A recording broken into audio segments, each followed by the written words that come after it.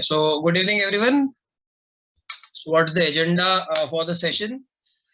मैंने कुछ ऐसे फॉर्मूलाज आइडेंटिफाई किए हैं जो जनरली स्टूडेंट को याद नहीं रहते while appearing for a test. Of course, बहुत ही बेसिक फॉर्मूला आपको याद होंगे. तो I have taken 28 questions which are based on some or the other concept or the formula जो शायद आपको इस पूरी जर्नी में याद था नहीं था पता नहीं, but then it might help on the day of CAT. चलिए we'll solve one questions, मतलब questions one by one. 28 सवाल का मेरा टारगेट है 2 घंटे में. So please help me with lot of understanding, lot of concentration. जितने सवाल आप लोग जल्दी समझ पाओगे उतना ही ज्यादा मैं क्वेश्चंस ले पाऊंगा. ठीक है, so we'll start. First question, it says the average age of a family. एक काम करते हैं हम लोग साथ में पढ़ते हैं. ठीक है, I'll tell you how to go about it. तो कॉन्सेप्ट एंड फॉर्मूला दोनों के बारे में हम बात करेंगे. ठीक है, basically. So average age of a family with 7 members is 36 year. 7 लोग हैं, 36 years है. Today a member with age 84 dies. ठीक है, and on the same day 2 children take birth in the family. 2 लोगों ने मतलब फैमिली में पैदा हुए. After how many years the average age of the family will be 36 again if no one else dies or take birth in the family after today.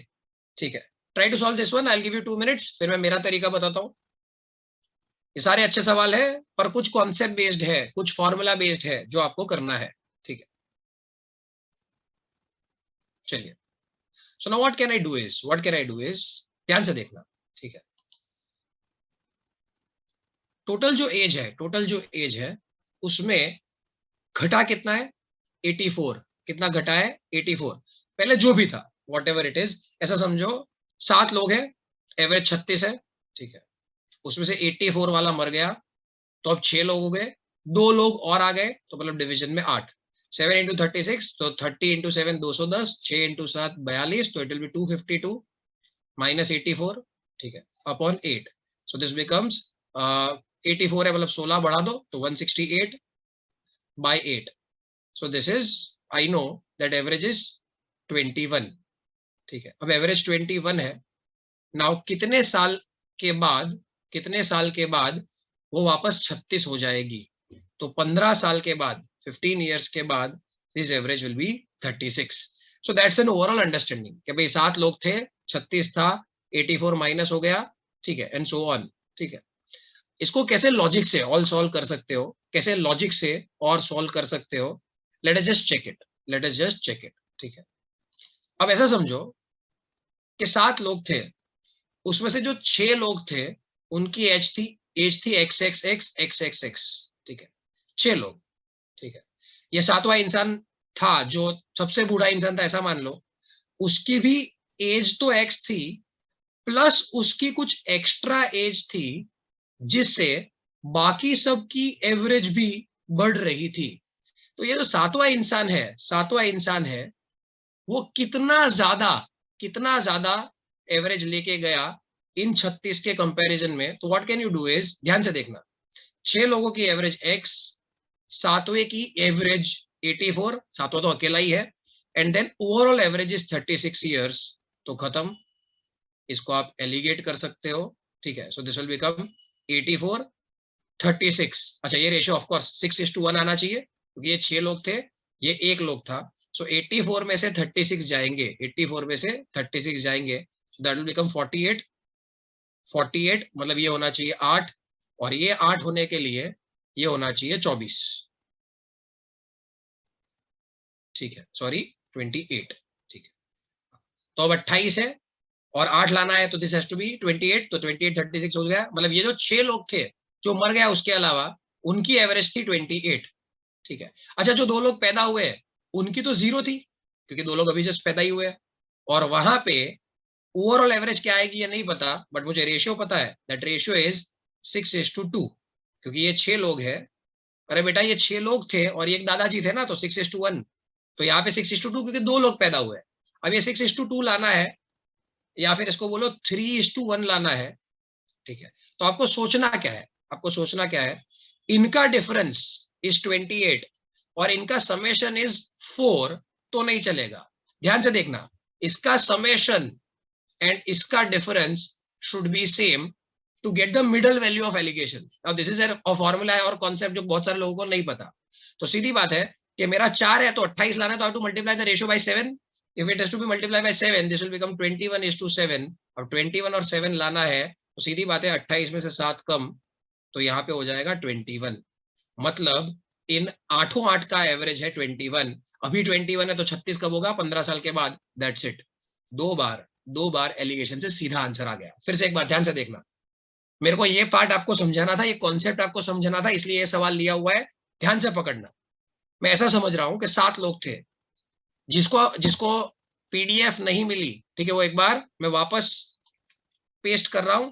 People who want to solve on their own, they मतलब यही सारे सवाल मैं कराने वाला हूं, तो please you can go through that PDF. मैं यहाँ पे सारे सवाल शांति से कराऊंगा. So this is question number 1. 7 लोग हैं, उसका एवरेज है 36, तो मैंने यहाँ पे लिखा 36.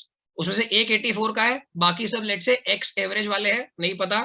पर लोग तो 6 है और ये तो अकेला है, तो एवरेज होना चाहिए, मतलब रेशियो होना चाहिए 6:1. यहाँ से मेरे को रेशियो मिल गया कि भाई हाँ, ये 48 और 8 बन सकता है. ये जो डिफरेंस है वो, क्योंकि इसका तो 48 दिख रहा था, तो इसका 8 होना चाहिए. तो इन लोगों की एवरेज 28 है. अब इनकी 28, 2 लोग पैदा हुए, उनकी एवरेज तो 0 है. तो कुल मिला के एवरेज क्या आएगी? अब लोग 6:2 के रेशियो में होने चाहिए. 6:2 मतलब समेशन 8 होता है, पर यहाँ पे तो डिफरेंस 28 है. 8 और 28 मतलब मैंने पहले 2 से डिवाइड किया, तो 4 और 28 नहीं चलेगा, तो 7 से मल्टीप्लाई करना पड़ेगा. तो 21:7 का रेशियो होना चाहिए. 21:7 मतलब ये 21 होना चाहिए. अभी एवरेज 21 है, तो 15 साल के बाद 36 हो जाएगी, खत्म. सो एलिगेशन से इसको सॉल्व कर सकते थे. नॉर्मल वे से भी आप सॉल्व कर सकते थे. ठीक है, you can do any of these method. ठीक है, ये logic I just wanted you to understand this part, के एलिगेशन से आप बीच वाली वैल्यू भी समझ सकते हो. ठीक है, मैंने नॉर्मल वे से तो कराया ही है. whichever method you feel is good for you, you can go ahead with this. ये वाला पार्ट मेरे को आपको समझाना था. I hope everyone has understood that you can find out the middle value in alligation if the difference of these two numbers and addition of these two numbers are same. ठीक है, चलिए, great. ठीक है, चलिए आगे बढ़ते हैं. Let's move further. ठीक है, 3 + 1 4 होता था और 28 - 0 28 होता था.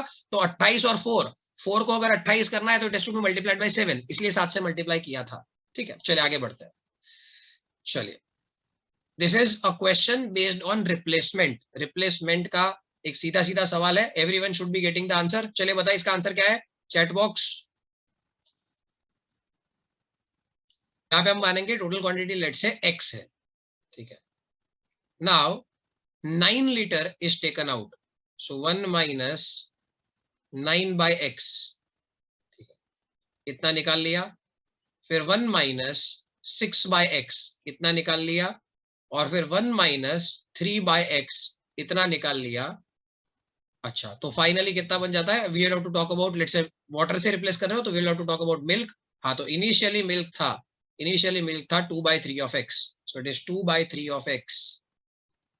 उसमें से 9 निकाल लिया, फिर 6 निकाल लिया, फिर 3 निकाल लिया. अल्टीमेटली बनना चाहिए 5/27 ऑफ x. 5/27 of x. अब यहाँ पे x कटेगा.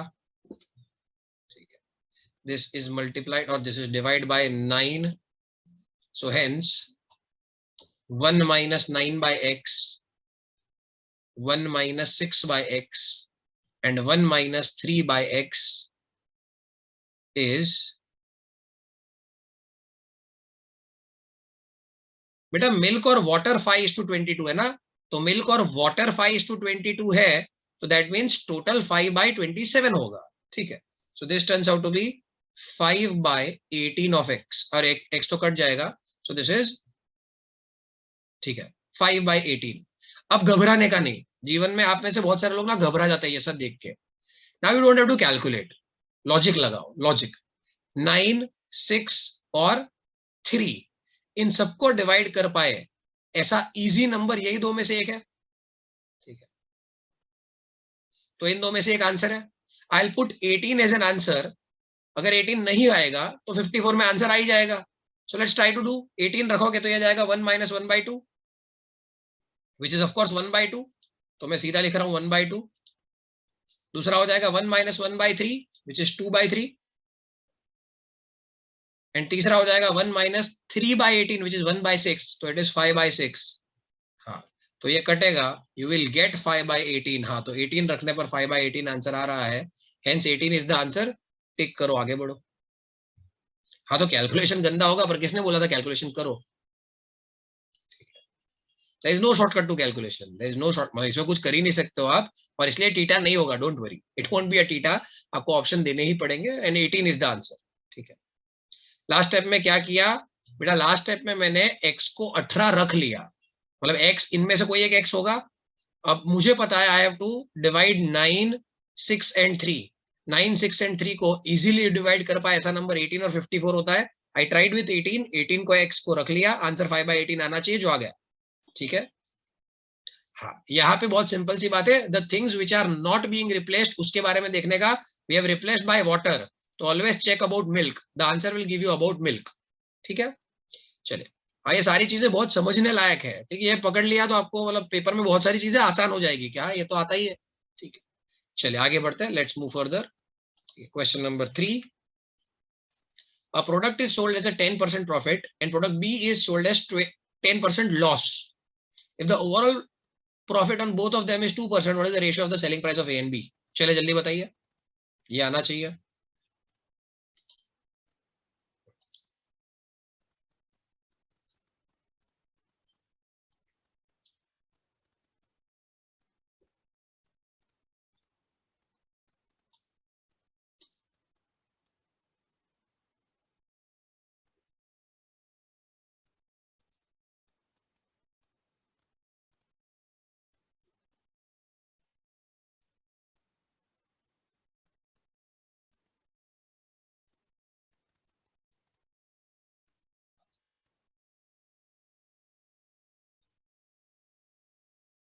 Eleven is to six is the correct answer. ठीक है, चलिए। परसेंटेज के क्वेश्चन में एलिगेशन, बेटा एलिगेशन ही था ये सवाल, देखो ध्यान से। एक पे हो रहा था 10% प्रॉफिट, एक पे हो रहा था 10% loss. So this is 10% profit, this is -10%। Ultimately आपको लाना था 2%, तो यहाँ पे मैंने लिखा 2%। अब 10 में से 2 जाएगा तो 8, -10 में से 2 जाएगा तो -12, विच इज 12:8 का रेशियो। 12:8 का रेशियो मतलब 3:2। But you have to understand in alligation you will get cost price, cost price is your answer. देखो बहुत सिंपल सी बात है कि भाई यहाँ पे लिखा गया है प्रॉफिट और ये है लॉस। प्रॉफिट और लॉस किस पे गिने जाते हैं? On cost price. एलिगेशन में आपको रेशियो मिलेगा हमेशा डिनोमिनेटर का, तो प्रॉफिट ऑन कॉस्ट प्राइस, इसलिए ये आपको मिलेगा कॉस्ट प्राइस। ये तो कॉस्ट प्राइस का रेशियो हुआ, पर यहाँ पे 10% प्रॉफिट भी मिलता था, तो 3 का 10% ऐड कर दिया तो 3.3, that will be selling price. और 2 का 10% लॉस माइनस भी कर दिया तो इट इज 1.8। इसलिए 33:18 will be the ratio of selling price, 11:6। That's what your answer is. So यहाँ पे आपको जो सीखने लायक बात थी वो ऐसा है, लेट्स से अगर आप स्पीड को एलिगेट करोगे, स्पीड को, तो you will get kilometre per hour, मतलब R is a answer in the ratio. ठीक है, आप परसेंटेज प्रॉफिट को एलिगेट करोगे, so percentage profit is profit upon CP, and hence you will get CP as your answer of the ratio. ठीक है, चलिए गुड, अपने को 28 सवाल तक जाना है। Good, you are maintaining good pace, be till the end, बहुत सारे सवाल और अच्छे अच्छे आने वाले हैं। What is sum of all coprime numbers of 1000 less than 1000? This I will give you 2 minutes, थोड़ा मैं आपको सोचने का मौका देता हूं, ट्राई दिस। ठीक है, चलिए, तो कुछ लोग आंसर करने का ट्राई कर रहे हैं, लेट्स सी। 6 से जो कोप्राइम नंबर होते हैं, 6 से जो कोप्राइम नंबर होते हैं वो होते हैं 1, ठीक है, फिर 5, ठीक है, हाँ, 1 + 5 = 6। ठीक है, अब अगर आप थोड़ा ध्यान से देखोगे तो यूलर नंबर ऑफ 6 वो होता है 2। ठीक है, तो ये दो यूलर नंबर ऑफ 6 थे, इनटू अगर आप इसका आधा मल्टीप्लाई कर देते हो ना, आधा, तो you will gate always summation of all coprime numbers. अच्छा, फिर से एक बार, सबसे पहले नंबर ऑफ कोप्राइम नंबर किसी ने पूछा है, नंबर ऑफ कोप्राइम नंबर, तो वो होता है Euler number. Number of coprime numbers is called Euler number. Euler number क्या होता है? तो Euler number of 1000 will be equal to 1000 into 1 - 1/2, 1 - 1/5। Now what is a Euler number? So भाई let's say एक नंबर बनता है दो प्राइम नंबर से, ठीक है, तो उन दो प्राइम नंबर का रेसिप्रोकल माइनस कर लो, 1 - उतना कर लो, so this will become 1000 into 1/2 into 4/5, ठीक है, तो ये कटेगा 10 से, तो ये हो जाएगा 100। 400 इज द यूलर नंबर। अब 400 आपका भले आंसर आया है, this 400 is the number of coprime numbers less than 1000। ये तो नंबर ऑफ कोप्राइम नंबर है, 400 नंबर होंगे, उनका समेशन क्या होता है, तो आंसर होगा दिस इंटू 1000/2। इसको सॉल्व करोगे तो this into 500, so your answer is 20 और फिर 4 0, and hence your answer is 2 lakh. ठीक है बेटा, 1000 2 क्यूब इंटू 5 क्यूब कैसे आया, that's a way of writing 1000। ठीक है, 10 होता है 2 इंटू 5, 100 होता है 2 स्क्वायर 5 स्क्वायर, 1000 होता है 2 क्यूब 5 क्यूब, 10,000 होता है 2 4 5 4, ऐसा याद होना चाहिए। ठीक है, हाँ, yes, so summation of all coprime factors is Euler number of n into n/2, this is a formula, it's a formula। ठीक है, yes Vedanti, please ask। Hello sir, am I audible? you are बोलिए। हाँ हाँ sir, इसमें simply ऐसा क्यों नहीं कर सकते कि 1000 तक नेचुरल नंबर्स का एडिशन माइनस 1000 के फैक्टर्स का सब्ट्रैक्शन? इसमें कुछ will be too lengthy। मतलब आपको क्या करना पड़ेगा, 1000 के फैक्टर्स का सब्ट्रैक्शन करोगे, मतलब 2 के टेबल में सारे आते हैं, उनका समेशन माइनस करो, 5 वाले का माइनस करो, फिर 10 वाले का वापस ऐड करो। नहीं, जैसे 1000 के फैक्टर्स का एडिशन हमको डायरेक्टली होता है ना, दैट टू। नहीं नहीं, 1000 के फैक्टर्स का थोड़ी एडिशन करना है।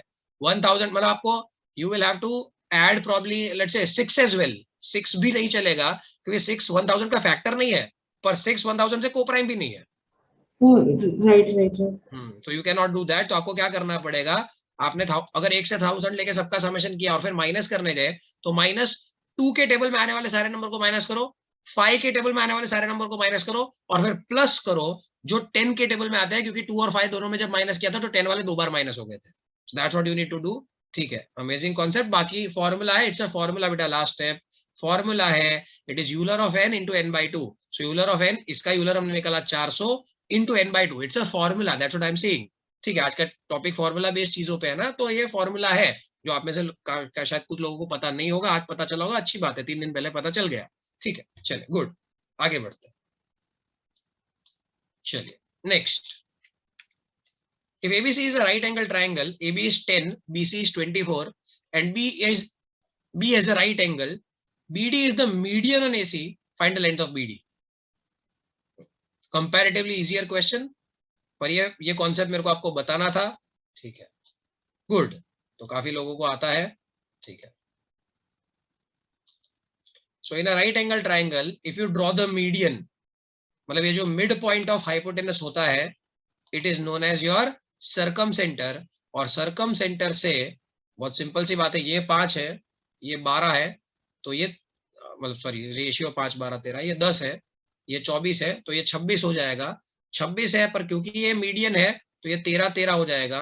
पर क्योंकि this is your circum centre, circum centre से सब कुछ इक्वी डिस्टेंस होता है, सारी रेडियस, तो ये 13 है, ये 13 है, तो ये भी क्या हो जाएगा 13। 13 इज योर आंसर। ठीक है, अच्छा यहाँ पे ध्यान से, ये मीडियन ना होते हुए, मीडियन ना होते हुए अगर ये अल्टीट्यूड होता, अल्टीट्यूड, तो आंसर क्या आता, if this would have been altitude, तो आंसर क्या आता, so altitude होता तो it will be a into b by c, which would be 10 into 24 by 26, whatever it is, this would have been your answer। ये आपका answer आता। so I guess 120 by 13 is the correct answer। ठीक है, तो in case of right angle triangle, this point is the circum centre, वहां पे सारी चीजें इक्वी डिस्टेंस, मतलब सारे पॉइंट्स ट्राइंगल के इक्वी डिस्टेंस होंगे। अच्छा, यहाँ पे ऑर्थो सेंटर पॉइंट बी होता है, point B is the orthocentre, that should be. Altitude का फॉर्मूला है, अल्टीट्यूड का फॉर्मूला है a into B divide by C, so 10 into 24 divide by 26 is the altitude. ठीक है, सो इट्स अ फॉर्मूला। ठीक है, आप एरिया से भी कर सकते हो, एरिया, दोनों एरिया को इक्वेट कर लो तो भी आंसर आ जाएगा, पर वो आज मैं डेरिवेशन पे नहीं जा रहा हूँ। ठीक है, उसके लिए शायद हम थोड़ा लेट है, तो आज मैं फॉर्मूलाज बता रहा हूँ, लिखते जाओ, दीज माइट बी हेल्पफुल। ठीक है, चलिए आगे बढ़ते हैं। Next, what is the remainder when this is divide by 29 factorial.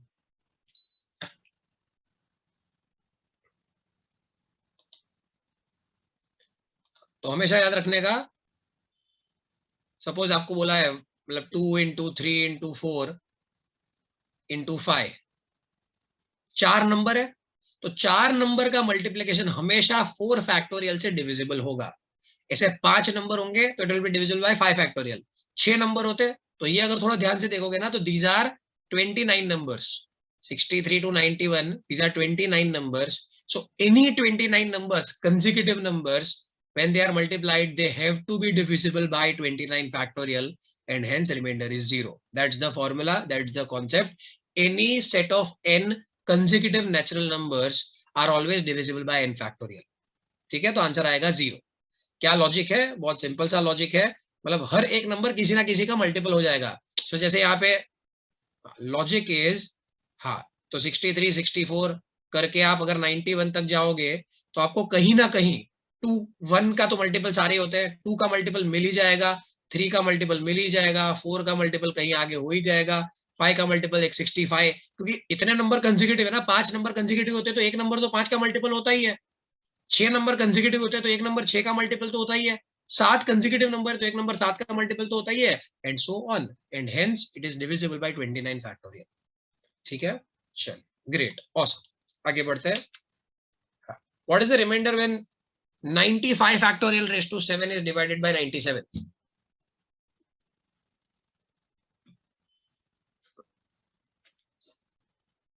चलिए, विल्सन थ्योरम कहा जाता है इसको।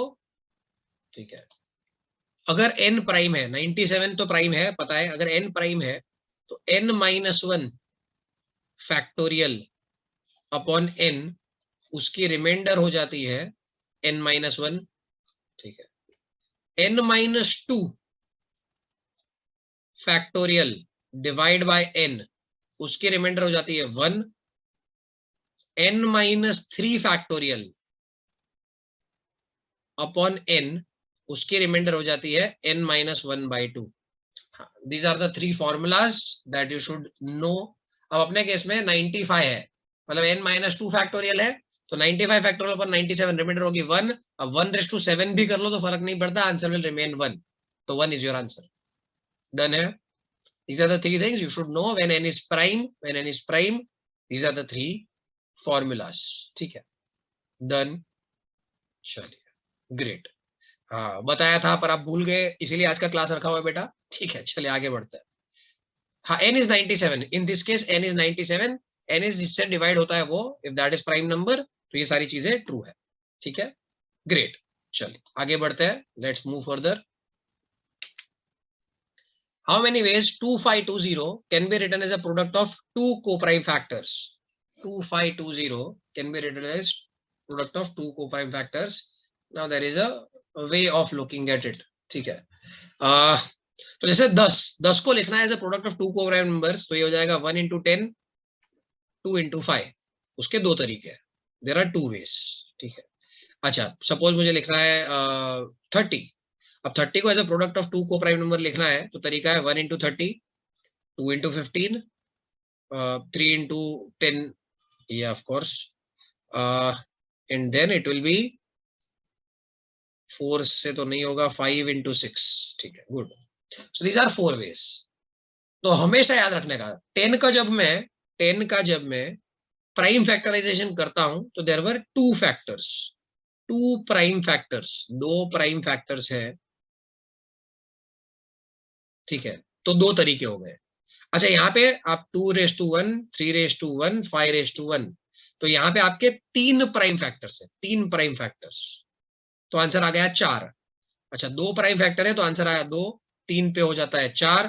अगर 4 प्राइम फैक्टर होंगे तो आंसर आएगा 8, एंड सो ऑन। तो अगर n प्राइम फैक्टर्स होंगे तो number of ways number can be written as product of two coprime number is 2:n-1, is 2:n-1। So 2520 को आप प्राइम फैक्टराइज कर लो, मेरे को दिख रहा है ये 10 से जाएगा तो 252 हो जाएगा। ठीक है, 10 से जाएगा तो 252 हो जाएगा। अगेन 2 से अगर जाने दो this will become 126। 126 is an easy number. ठीक है, 7 से जाएगा तो 18। अब 18 का तो मेरे को आता है, सो 18 becomes 3 square into 2, so 2520 is actually 3 square into 2 की एक पावर यहाँ पे, एक पावर यहाँ पे, एक पावर वहां पे, तो 2 cube into 5:1 into 7:1। Total 4 factors है, और 4 फैक्टर्स है इसलिए आंसर है 8। ठीक है, आगे बढ़ते हैं। Try to solve this one, this is the next CAT question, CAT में पूछा गया सवाल है ये, ठीक है, इसको सॉल्व करने का ट्राई करिए। चलिए देखते हैं। a is greater than or equal to 25, b is greater than or equal to 25, तो इसको ऐसा समझो कि तीन बच्चे हैं और उनको 99 चॉकलेट्स देनी है, 99 चॉकलेट्स देनी है। So this is a case of distribution. अब उसमें से a को 25 तो दे ही देनी है, b को 25 तो दे ही देनी है, तो 50 तो उनको दे दो, तो बचा a dash plus b dash plus, अच्छा c को एक तो देना ही पड़ेगा because c is a natural number, it cantt B zero, तो c को भी एक दे दो, c को भी एक दे दो, ठीक है। सो इसको दे दिया 25, इसको दे दिया 25, 50, 50 और एक 51 चले गए, सो बचा 48। सो a dash plus b dash plus c dash is 48। इसका टोटल डिस्ट्रीब्यूशन होगा जितने भी तरीके से, पर मुझे पता है कि c इज लेस देन और equal to 25, c is less than और इक्वल टू 25। अब इसको दो तरीके से कर सकते हो, एक थोड़ी लॉन्गर मेथड है, तो let me just tell you the longer method. यहाँ पे मैंने जो रखा है वो अभी c1 है, तो उसको हटा दो, c1 को हटा दो, c1 को जैसे ही हटा दोगे तो you will get a dash plus b dash is equals to 48। अच्छा, दो लोगों में जब 48 चीजें डिस्ट्रीब्यूट करनी है तो तरीके होते हैं ऑफ कोर्स 49, बिकॉज 0 48 से लेके 48 0 तक, सो दे आर 49 वेज, या फिर फॉर्मूला भी है n प्लस r माइनस 1 सी r माइनस 1, तो 48 प्लस 2 माइनस 1 c2 माइनस 1, तो 49 c1, आंसर आएगा 49। अच्छा, अगर मैं c को एग्जैक्टली 2 ले लूं तो a dash plus b dash वो बन जाएगा 47, और वो 47 हो जाएगा तो यहाँ पे टोटल तरीके हो जाएंगे 48 एंड सो ऑन। अब आखिरी c डैश को कितना ले सकते हो, so you can take c is less than और इक्वल टू 25, तो उसको 25 लोगे तो a dash plus b dash वो हो जाएगा 24, और वो 24 हो जाएगा मतलब 25 तरीके हो जाएंगे। So your answer is summation from 25 to 49, summation of 25 to 49। अब सीधी बात है 25 से लेके 49 का समेशन आपको आता है। It is an AP with a difference of 1, it is an AP with a difference of 1। Total 25 term है यहाँ पे, तो 25 by 2 a plus l, so 25 plus 49, so it is 25 by 2, 25 plus 49, it is 74. So your answer is 25 into 37, 25 into 37, so 25 into 30 होता है 750 and 25 into 7 होता है 175 and hence your answer is 925, ठीक है।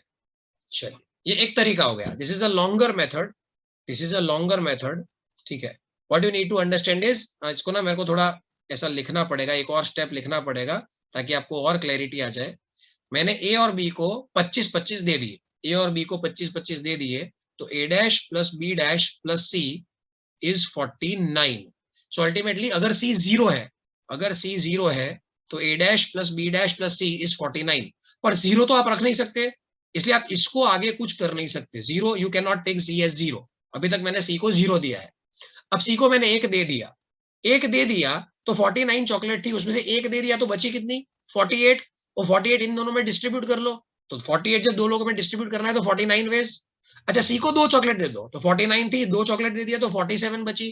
फिर सी को ज्यादा से ज्यादा 25 दे सकते हो, 25 दे सकते हो, तो 49 में से 25 चली गई तो बची कितनी 24, तो इन दोनों के बीच में 24 आपको करना है। This is what your number of ways is, ठीक है। चलिए, हाँ चलिए, so I show you the alternate ways, ठीक है। आंसर इज 925 बेटा, ये 925 वेज है, ठीक है। चलिए, alternative ways is way more easier. इसमें जब दो चीजों का मैक्सिमम मिनिमा ढूंढना है ना, जैसे सी का 25 या तो उससे कम ढूंढना है, तो what you will do is total ways पहले ढूंढ लो। तो टोटल वेज क्या हो जाएंगे, तो ए को मैंने 25 दे दिया, बी को मैंने 25 दे दिया, और सी को मैंने 1 दे दिया, तो टोटल वेज हो गए A dash plus B dash plus C dash, that is equals to 48, and total ways हो जाएंगे इसके 48 plus 3 minus 1 C3 minus 1, so total ways हो जाएंगे 50 C2। Now 50 C2 is 50 into 49 by 2, so it is 49 into 25, 49 into 25, तो 25 into 4 होता है 100, तो ये 1225 के आसपास हो जाएगा। सो देयर आर 1225 वेज, अगर ये C वाला रिस्ट्रिक्शन हट जाए तो, पर मैं क्या करूंगा, अब ये सी वाले रिस्ट्रिक्शन के बाहर वाले कितने केसेस है उसको माइनस कर दूंगा। हाँ, तो अगेन ए को 25 तो देने ही थे तो दे दो, बी को 25 तो देने ही थे तो दे दो, और अब सी को 26 दे दो, गिव सी 26, और अब सारा डिस्ट्रीब्यूशन करो। अब सारे डिस्ट्रीब्यूशन में सी तो 26 या उससे ज्यादा ही होगा, पर वो तो चलेगा ही नहीं क्योंकि 25 तक ही चलता है। तो ए को 25, बी को 25 और सी को 26 दे दिए। So your equation becomes A dash plus B dash plus C dash is equal to 25 25 26 मतलब 76 चला गया, 99 में से 76 चला जाता है तो बचता है 23, एंड इसका सॉल्यूशन होगा 23 plus 2 plus 3 minus 1 C3 minus 1, so it is 25 C2, और 25 C2 होता है 25 इंटू 24 बाई 2, ये कटेगा तो 12 से जाएगा। So your answer is 300। So 1225 में से 300 हटा लो, your answer is 925, that's what the answer is. So हमेशा किसी का लेस देन वाला है उसको टोटल में गिन लो और फिर उसको 25 से ज्यादा करके माइनस करोगे, इट्स एन इजियर वे। ठीक है, हाँ सी 26 क्यों लिया, क्योंकि सी आप 25 तक ही ले सकते हो। अब मैंने 26 ले लिया है, 26 ले लिया है तो उसके बाद वाले सारे डिस्ट्रीब्यूशन विल बी इनवैलिड, तो ये इनवैलिड केसेस गिने हुए हैं, इसलिए सी को 26 लिया हुआ है। ठीक है, फाइन, ये वाला। ठीक है, हाउ 3 माइनस 1, बेटा ये फॉर्मूला है, distribution of N identical things into R distinct things, या फिर हाँ N identical things into R distinct things is n plus R minus 1 C R minus 1, it's a formula, it's a formula, distribution का case है।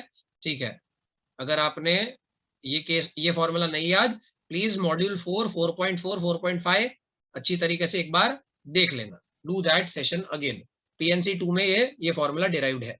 ठीक है, चलिए, अच्छा इसमें अगर a less than B less than C होता तो आंसर 0 हो जाता, क्योंकि c 25 से ज्यादा हो नहीं सकता, तो a less than B less than C है तो ये लोग भी 25 से ज्यादा हो नहीं सकते, तो तीनों तीन को 25 ही रखना पड़ेगा, टोटल 75, कभी 99 होता ही नहीं, तो अगर इसी केस में a less than B less than C होता आंसर 0 आता। ठीक है, चलिए, ठीक है, चलिए, सी ऑल्सो ग्रेटर देन 25 तो और आसान हो जाता, सबको 25 25 25 बांट दो, 75 बांट दिए तो a plus B plus C is 24, और फिर 24 plus 3 minus 1 C 3 minus 1, that would have been the answer. ठीक है, आगे बढ़ते हैं। So next question, let's do the next question. ठीक है, it says how many triangles can be formed in a decagon such that vertices of triangles are vertices of decagon but the sides of triangle are not sides of decagon. बहुत ही बढ़िया सवाल है ये, बहुत ही बढ़िया सवाल है। Anyone with the answer, anyone with the answer, या फिर एक काम करो ट्राई करो। ठीक है, ट्राइंगल में क्या पूछा है, हाँ, वर्टाइसिस, वर्टाइसिस उसकी होनी चाहिए। ठीक है, बट साइड्स नहीं होनी चाहिए।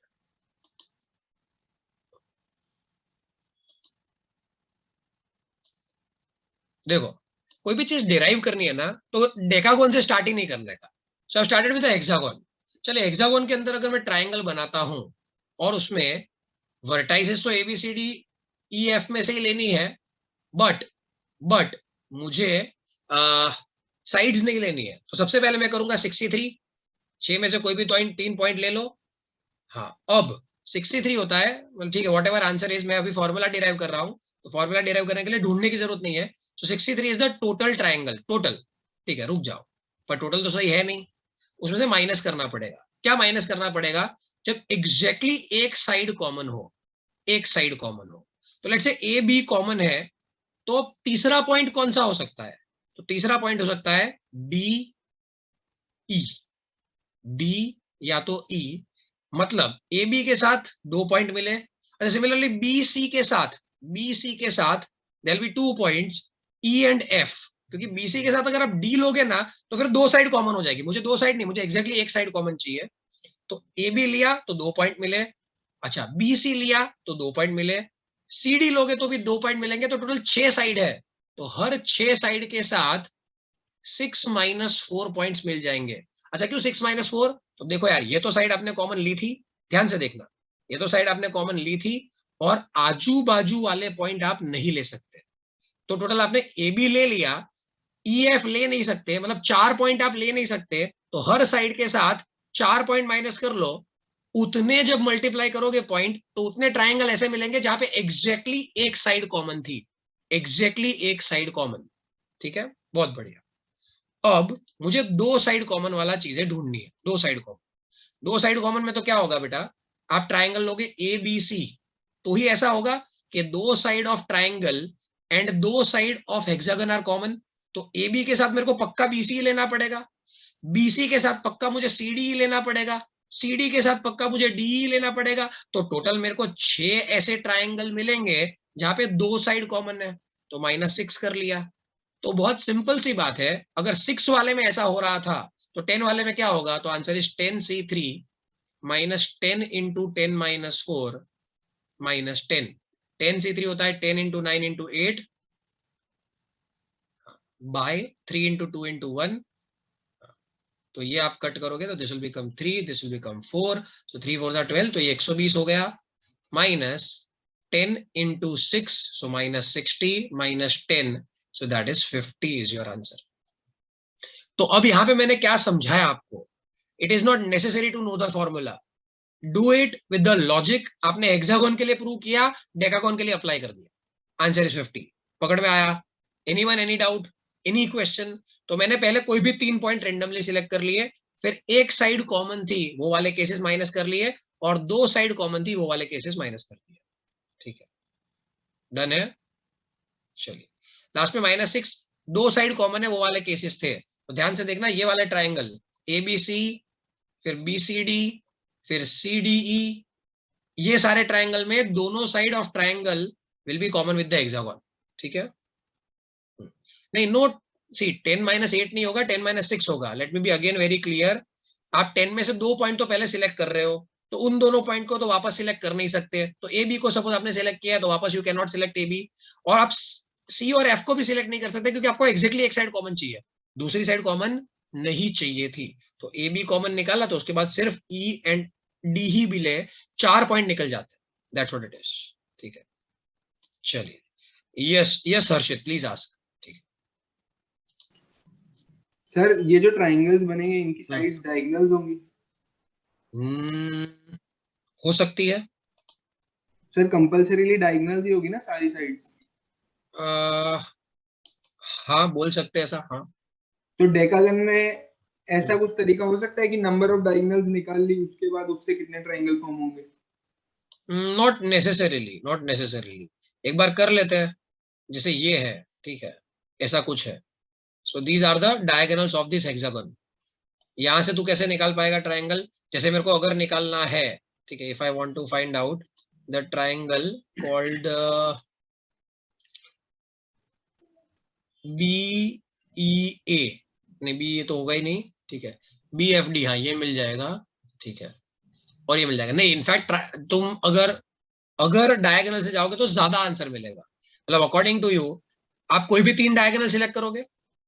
हाँ सर, वो तो 35C3 उससे नहीं मिलेगा, ये मुझे समझ में आ रहा है। जो गलत है, तो अब आपको मतलब अगेन बहुत ज्यादा अच्छा लॉजिक लगाना पड़ेगा कि यार ये वाली डायगोनल ली, तो उसके साथ साथ शायद उसकी पैरेलल डायगोनल आप नहीं ले सकते, आपको उसको इंटरसेक्टिंग डायगोनल ही लेनी पड़ेगी, तो वो बहुत कॉम्प्लिकेटेड हो जाएगा, तो डायगोनल से करना मुश्किल है। ठीक है, ठीक है, ओके, चलिए, हाँ काफी सारे डायगोनल रिडंडेंट हो जाएंगे, दैट्स व्हाट इट इज। ठीक है, चलिए मिहिर, हाँ कोई सवाल मिहिर? नहीं सर, वही था सर, सेम कि डायगोनल से कुछ फॉर्मूला नहीं। ग्रेट, ओके, चलिए let's move on to the next question. ठीक है, या I hope everyone is enjoying, बहुत सारे अच्छे अच्छे सवाल हो रहे हैं। ठीक है, नेक्स्ट, ये बहुत ही ज्यादा जाना पहचाना फॉर्मूला है, ठीक है, everyone should be able to get this formula in their head. चलो लोगों को याद है, लोगों को याद है, ठीक है।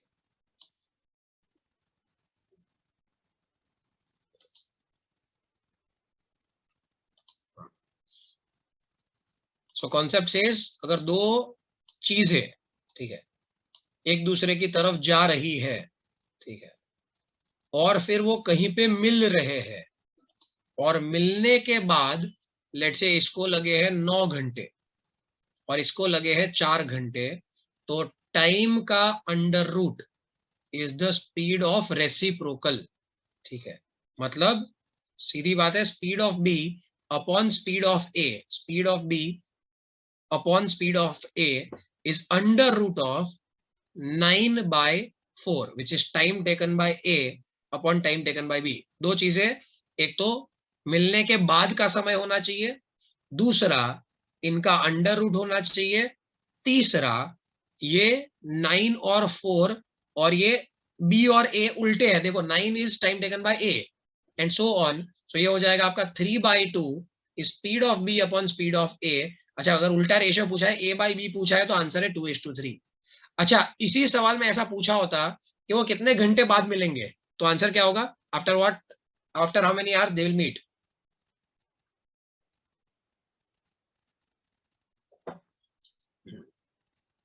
तो होगा इनका हार्मोनिक मीन, सो होगा इनका हार्मोनिक मीन, सो आंसर होगा 6। हाँ, तो फिर से एक बार ध्यान से समझ लो, दो लोग ऑपोजिट डायरेक्शन में जा रहे हैं, मिले, उसके बाद इसको लग रहा है टी ए और इसको लग रहा है टी बी, तो speed of A upon speed of B is under root of T B by T A, ये हो गया स्पीड का ratio, and time taken to meet is geometric mean of the time taken after the meeting. Yes Hrithik, please ask. Sir ये second वाला जो आपने बताया, इसमें मतलब मिलेंगे, एक बार मिल गए उसके बाद वापस थोड़ी मिलेंगे? नहीं नहीं नहीं नहीं, पहली बार मिलने में ही उनको 6 घंटे लगे होंगे, तो 6 घंटे बाद मिलेंगे, और फिर इसको लगे होंगे 9 घंटे, इसको लगे होंगे 4 घंटे, तो मतलब इसको टोटल जर्नी के लिए 10 घंटे लगे होंगे, इसको लगे होंगे 15 घंटे, ऐसा। ठीक है, okay sir, got it. Okay, चलिए आगे बढ़ते हैं। ठीक है, how to find meeting point with respect to speed, तो बेटा बहुत सिंपल सी बात है, अगर स्पीड मिल चुका है कि स्पीड का रेशियो इनका 2:3 था, तो टोटल डिस्टेंस अगर 5 है, तो बहुत सिंपल सी बात है ना बेटा, इसने 2 काटा होगा, इसने 3 काटा होगा, तभी तो वो मिलेंगे। So if total distance is 5x and the speed ratio is 2:3, तो यहाँ से ये डिस्टेंस पक्का 2x होगा, यहाँ से पक्का ये टोटल 3x होगा। सिर्फ स्पीड का रेशियो मिल गया तो डिस्टेंस, मतलब वो पॉइंट का डिस्टेंस तो ऐसे निकल जाए। ठीक है, मीन कब निकलेगा दोनों का? कभी नहीं निकलेगा, इन टर्म्स ऑफ डिस्टेंस भी नहीं निकलेगा, इन टर्म्स ऑफ स्पीड भी नहीं निकलेगा। जब ऐसा बोला गया है, मतलब स्पीड का आपको जो फॉर्मूला था वो ऐसा दिया गया था, अगर दो लोग सेम टाइम ले रहे हैं, सेम टाइम, तो इनकी एवरेज स्पीड है, इट्स द अरिथमेटिक मीन। अच्छा, ऐसा बोला है कि सेम डिस्टेंस के लिए ट्रैवल कर रहे हैं, तो इनकी एवरेज स्पीड है हार्मोनिक मीन। यहाँ पे हो रहा था a प्लस बी बाई 2, यहाँ पे है A B 2ab upon a plus B. ठीक है, पर ये वाला ऐसा केस ही नहीं था, ये तो है मीटिंग के बाद ये समय लग रहा है। It's a typical, very typical case, और इसलिए ये फॉर्मूला जानना जरूरी है। ये तो बहुत बेसिक फॉर्मूलाज थे, मतलब आई एम एक्सपेक्टिंग कोई भी IMS स्टूडेंट है उसको ये तो पता ही होना चाहिए कि सेम टाइम लिया है तो average speed is arithmetic mean, same distance है तो ये this was a typical formula, इसलिए इसको याद दिलाना जरूरी था। ठीक है, हाँ, स्पीड का रेशियो 9:4 है, तो आपका सॉरी समय का रेशियो 9:4 है, तो स्पीड का रेशियो 2:3 होगा, इनवर्स रूट करके इनवर्स। ठीक है, चलिए आगे बढ़ते हैं।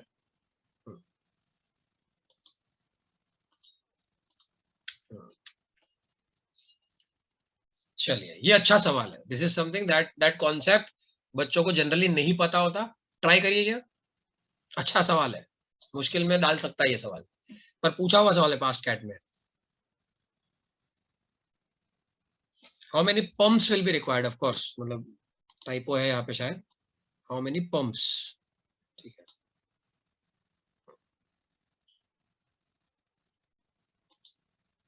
देखो इनिशियली वाई बैक्टीरिया है और रोज 100 बैक्टीरिया और पैदा हो रहे हैं, तो जब 20 दिन की बात है तो बैक्टीरिया हो जाएंगे y प्लस 2000।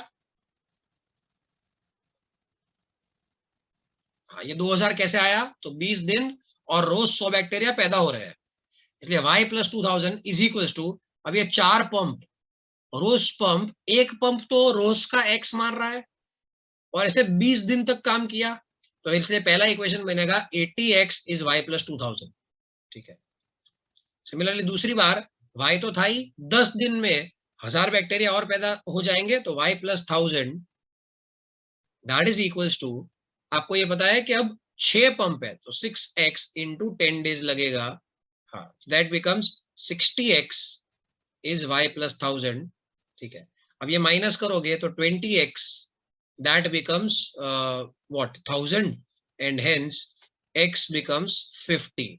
हाँ, मतलब एक पंप रोज का 50 बैक्टीरिया मार रहा है।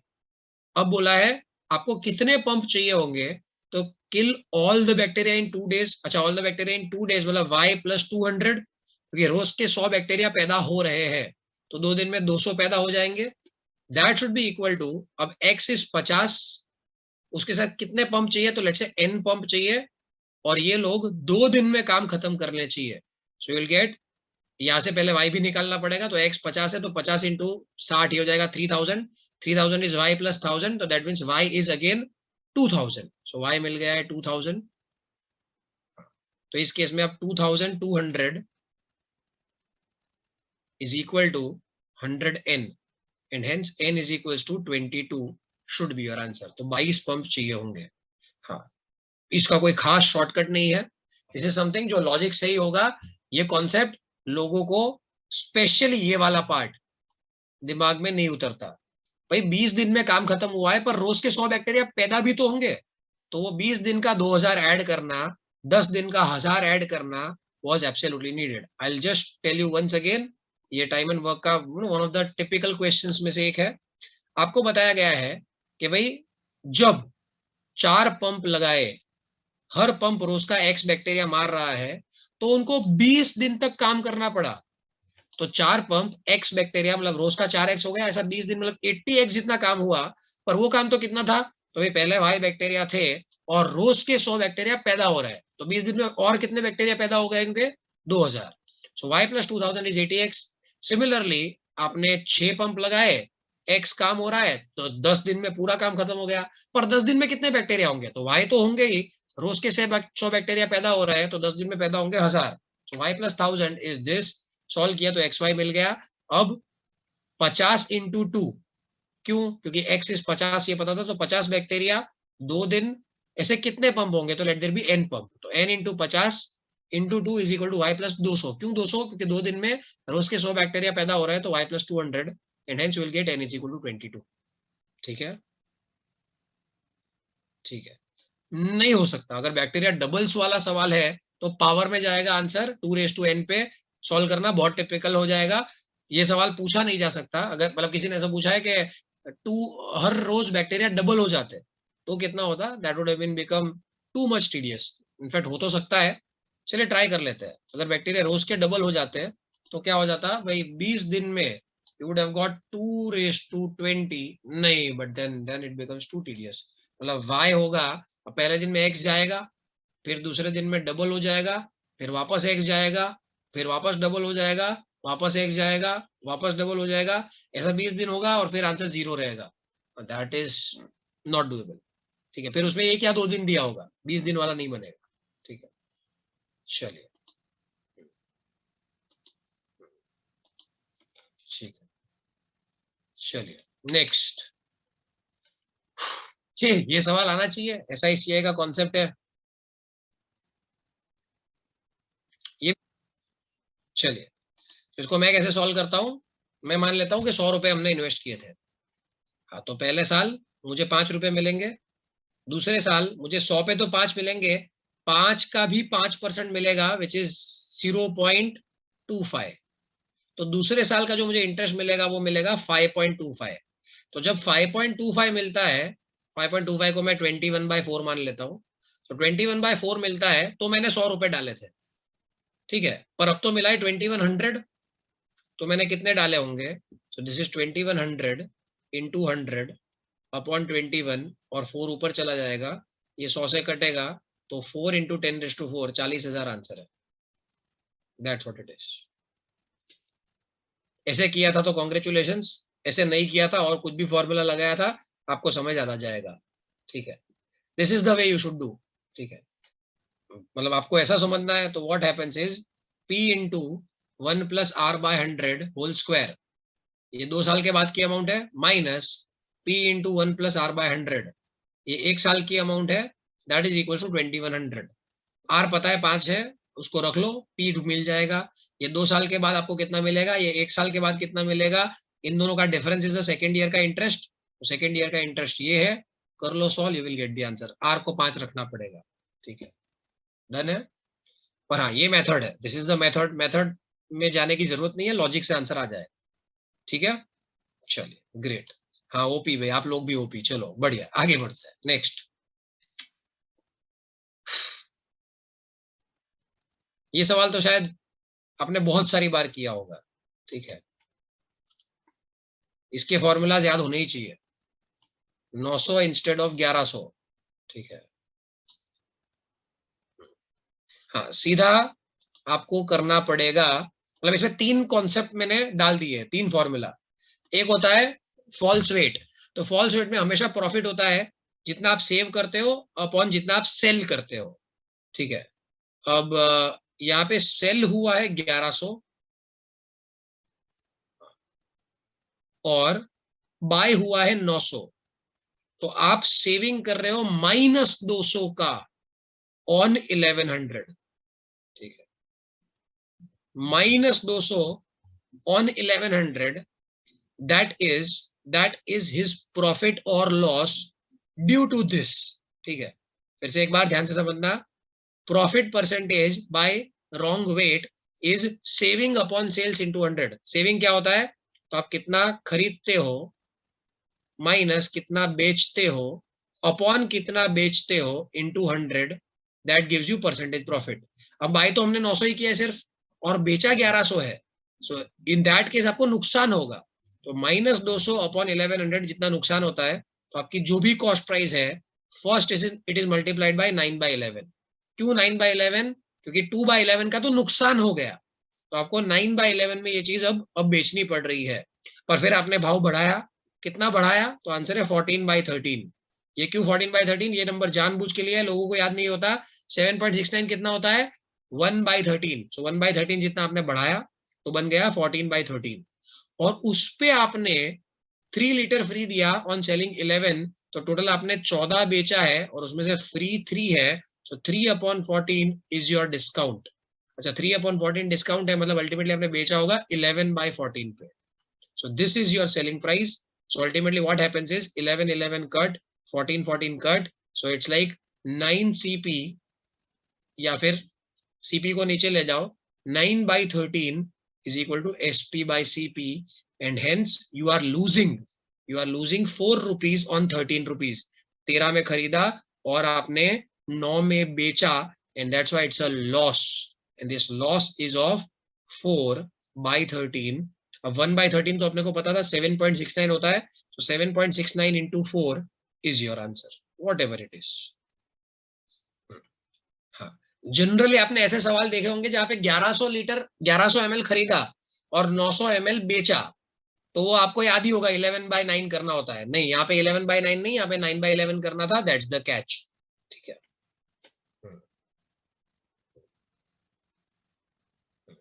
हाँ, ये सारे कॉन्सेप्ट मैंने एक ही सवाल में डाल दिए थे। कितने कॉन्सेप्ट हो गए भाई, ठीक है। एक तो मतलब चेंज वेट वाला, दूसरा वो परसेंटेज हायर किया है तो क्या, और तीसरा डिस्काउंट किया है तो। ओ बाप रे, एनी इजियर वे? बेटा ये सवाल एक्चुअली ऐसा है कि इसके अलावा कोई मेथड से हो ही नहीं सकता। दिस इज द इजीएस्ट, एक लाइन में पूरा सवाल कर दिया, उससे ज्यादा तो क्या ही करे, ठीक है। इट्स अ 1 लाइन क्वेश्चन, ठीक है, पर कॉन्सेप्ट इसमें 3 है तो 3 समझने तो पड़ेंगे ना, ठीक है। चलिए आगे बढ़ते हैं, लेट्स मूव फर्दर, ठीक है। 7.69 डज नॉट स्ट्राइक, ठीक है, जस्ट अ सेकेंड। तो 7.69 डज नॉट स्ट्राइक, इसीलिए तो मैंने आज अभी करा लिया कि अब संडे को स्ट्राइक हो जाएगा सबको।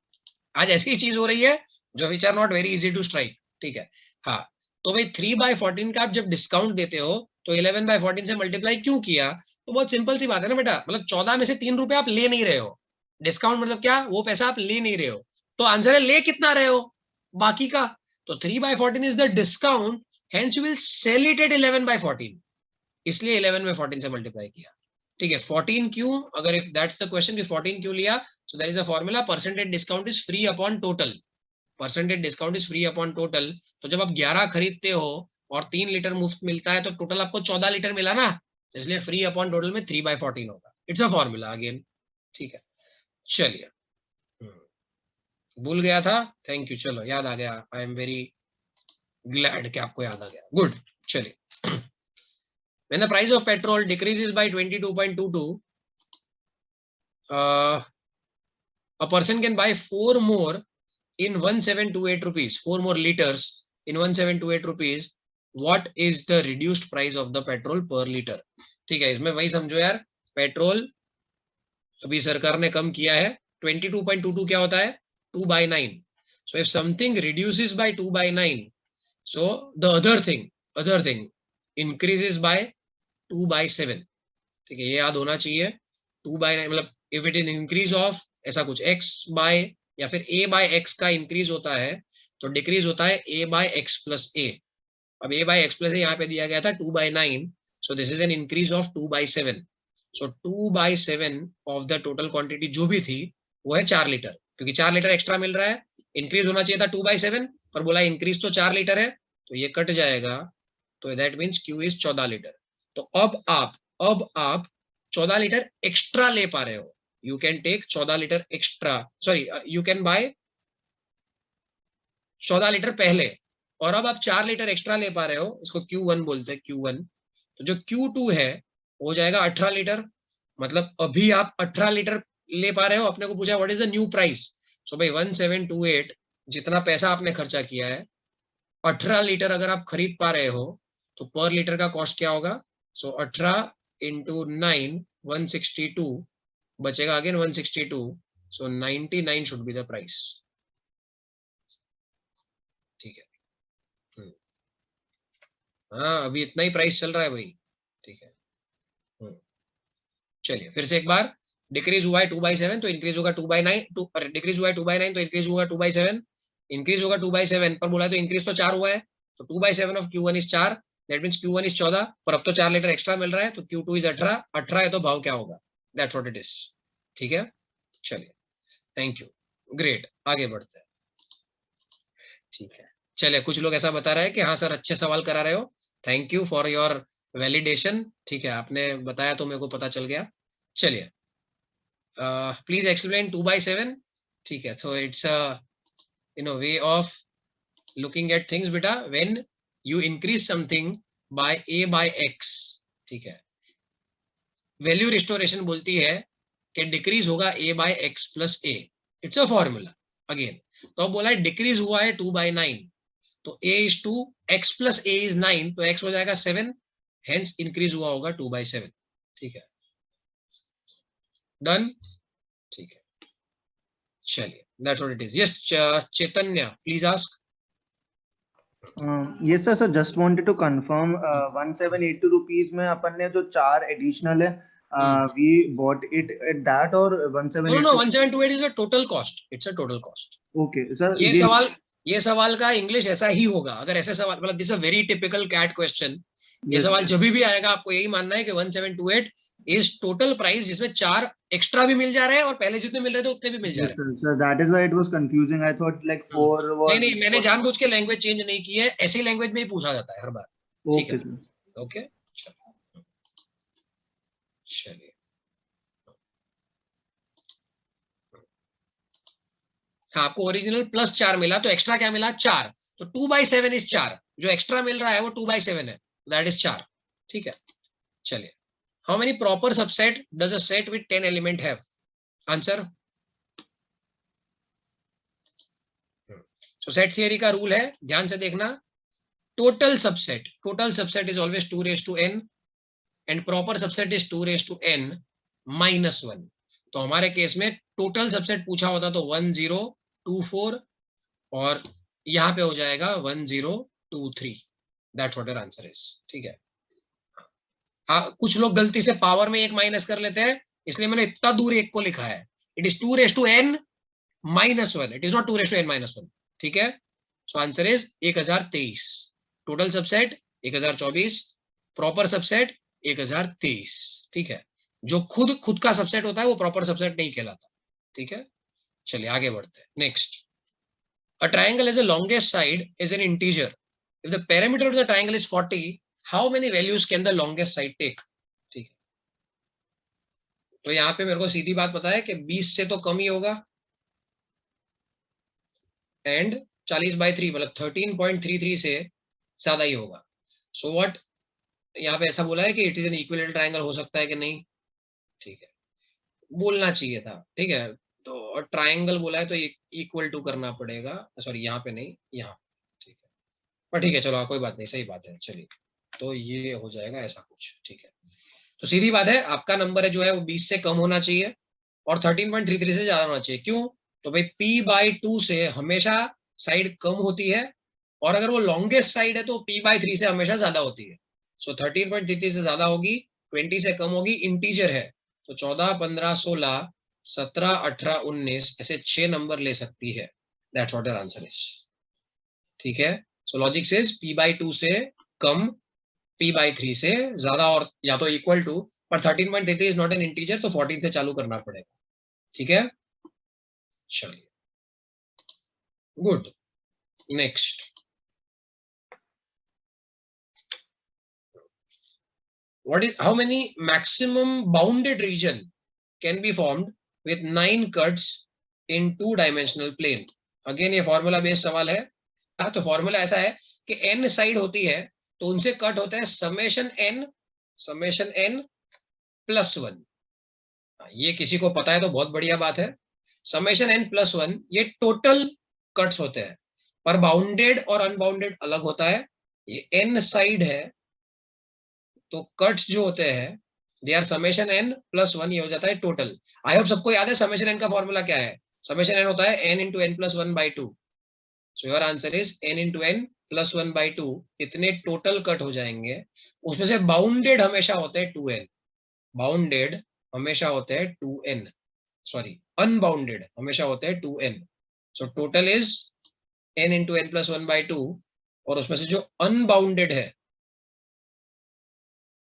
अनबाउंडेड मतलब जिसकी कोई बाउंड्री नहीं होती, वो होता है 2n। जैसे मैं 3 का बताता हूं तो 1, 2, 3, तो ये 1, 2, 3, 4, 5, 6, ये 6 अनबाउंडेड हो गए। तो this is the bounded one. तो सीधी बात है, अपना आंसर आ जाएगा 9 से बाउंडेड निकालना है। तो 9 से टोटल कितना हो जाएगा, 9 इंटू 10/2 प्लस 1, सो टोटल हो जाएंगे 46। उसमें से अनबाउंडेड निकल जाएंगे 18, जो बच गए 28, दे आर बाउंडेड।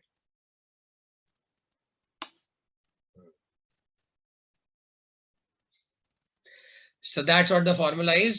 ठीक है, फिर से एक बार याद रख लो, आप n साइड से कट करते हो 2D फिगर पे, 2D फिगर में, तो आपका टोटल कट हो जाते हैं समेशन n प्लस 1। अब समेशन n प्लस 1 में से अनबाउंडेड होते हैं 2n, तो बचे वो बाउंडेड। ठीक है, एनीवन एनी डाउट? ठीक है, ग्रेट। चलिए आगे बढ़ते हैं। Next, 2 circles have radius 6 and 10 respectively. अच्छा भार्गव, यस आस्क। सर अगर उस सीरीज का मतलब वो सीरीज बन गया, उसका सम पूछा हो तो? कौन सी सीरीज का?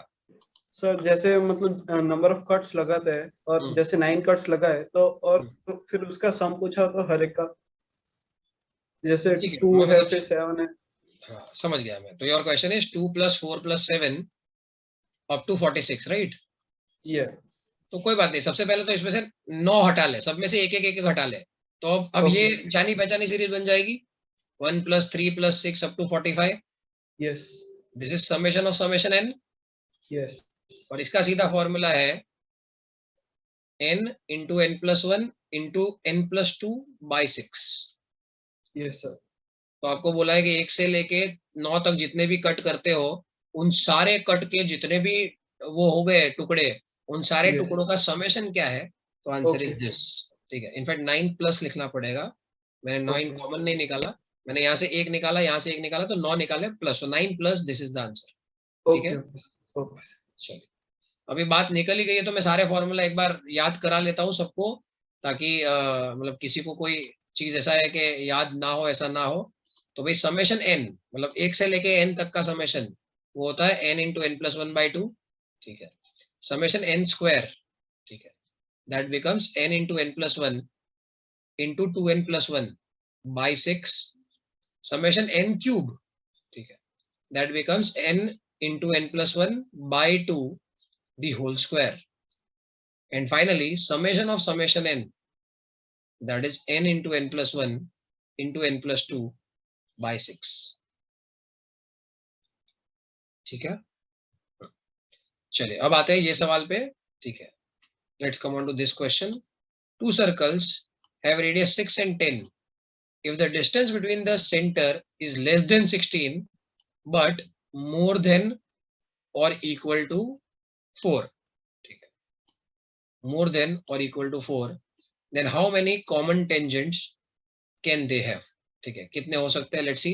देखो ये तो बहुत सिंपल सी बात है कि लेस देन 16 है, लेस देन और इक्वल टू 16 है और मोर देन और इक्वल टू 4 है, तो बहुत सिंपल सी बात है कि इसमें 4 या 3 केसेस बनेंगे। ठीक है, सबसे पहले तो जब एग्जैक्टली 16 हो जाए, एग्जैक्टली 16 हो जाए, तो आपके दो सर्कल ऐसा कुछ होंगे, ऐसा कुछ, और ऐसा कुछ होंगे तो इनके 3 कॉमन टेंजेंट होंगे।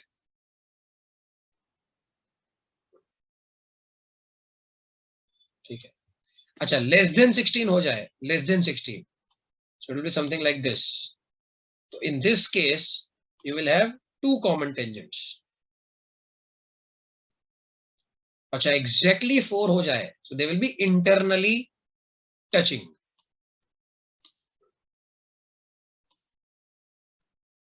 ऐसा कुछ, तो उसपे एक ही हो जाएगा।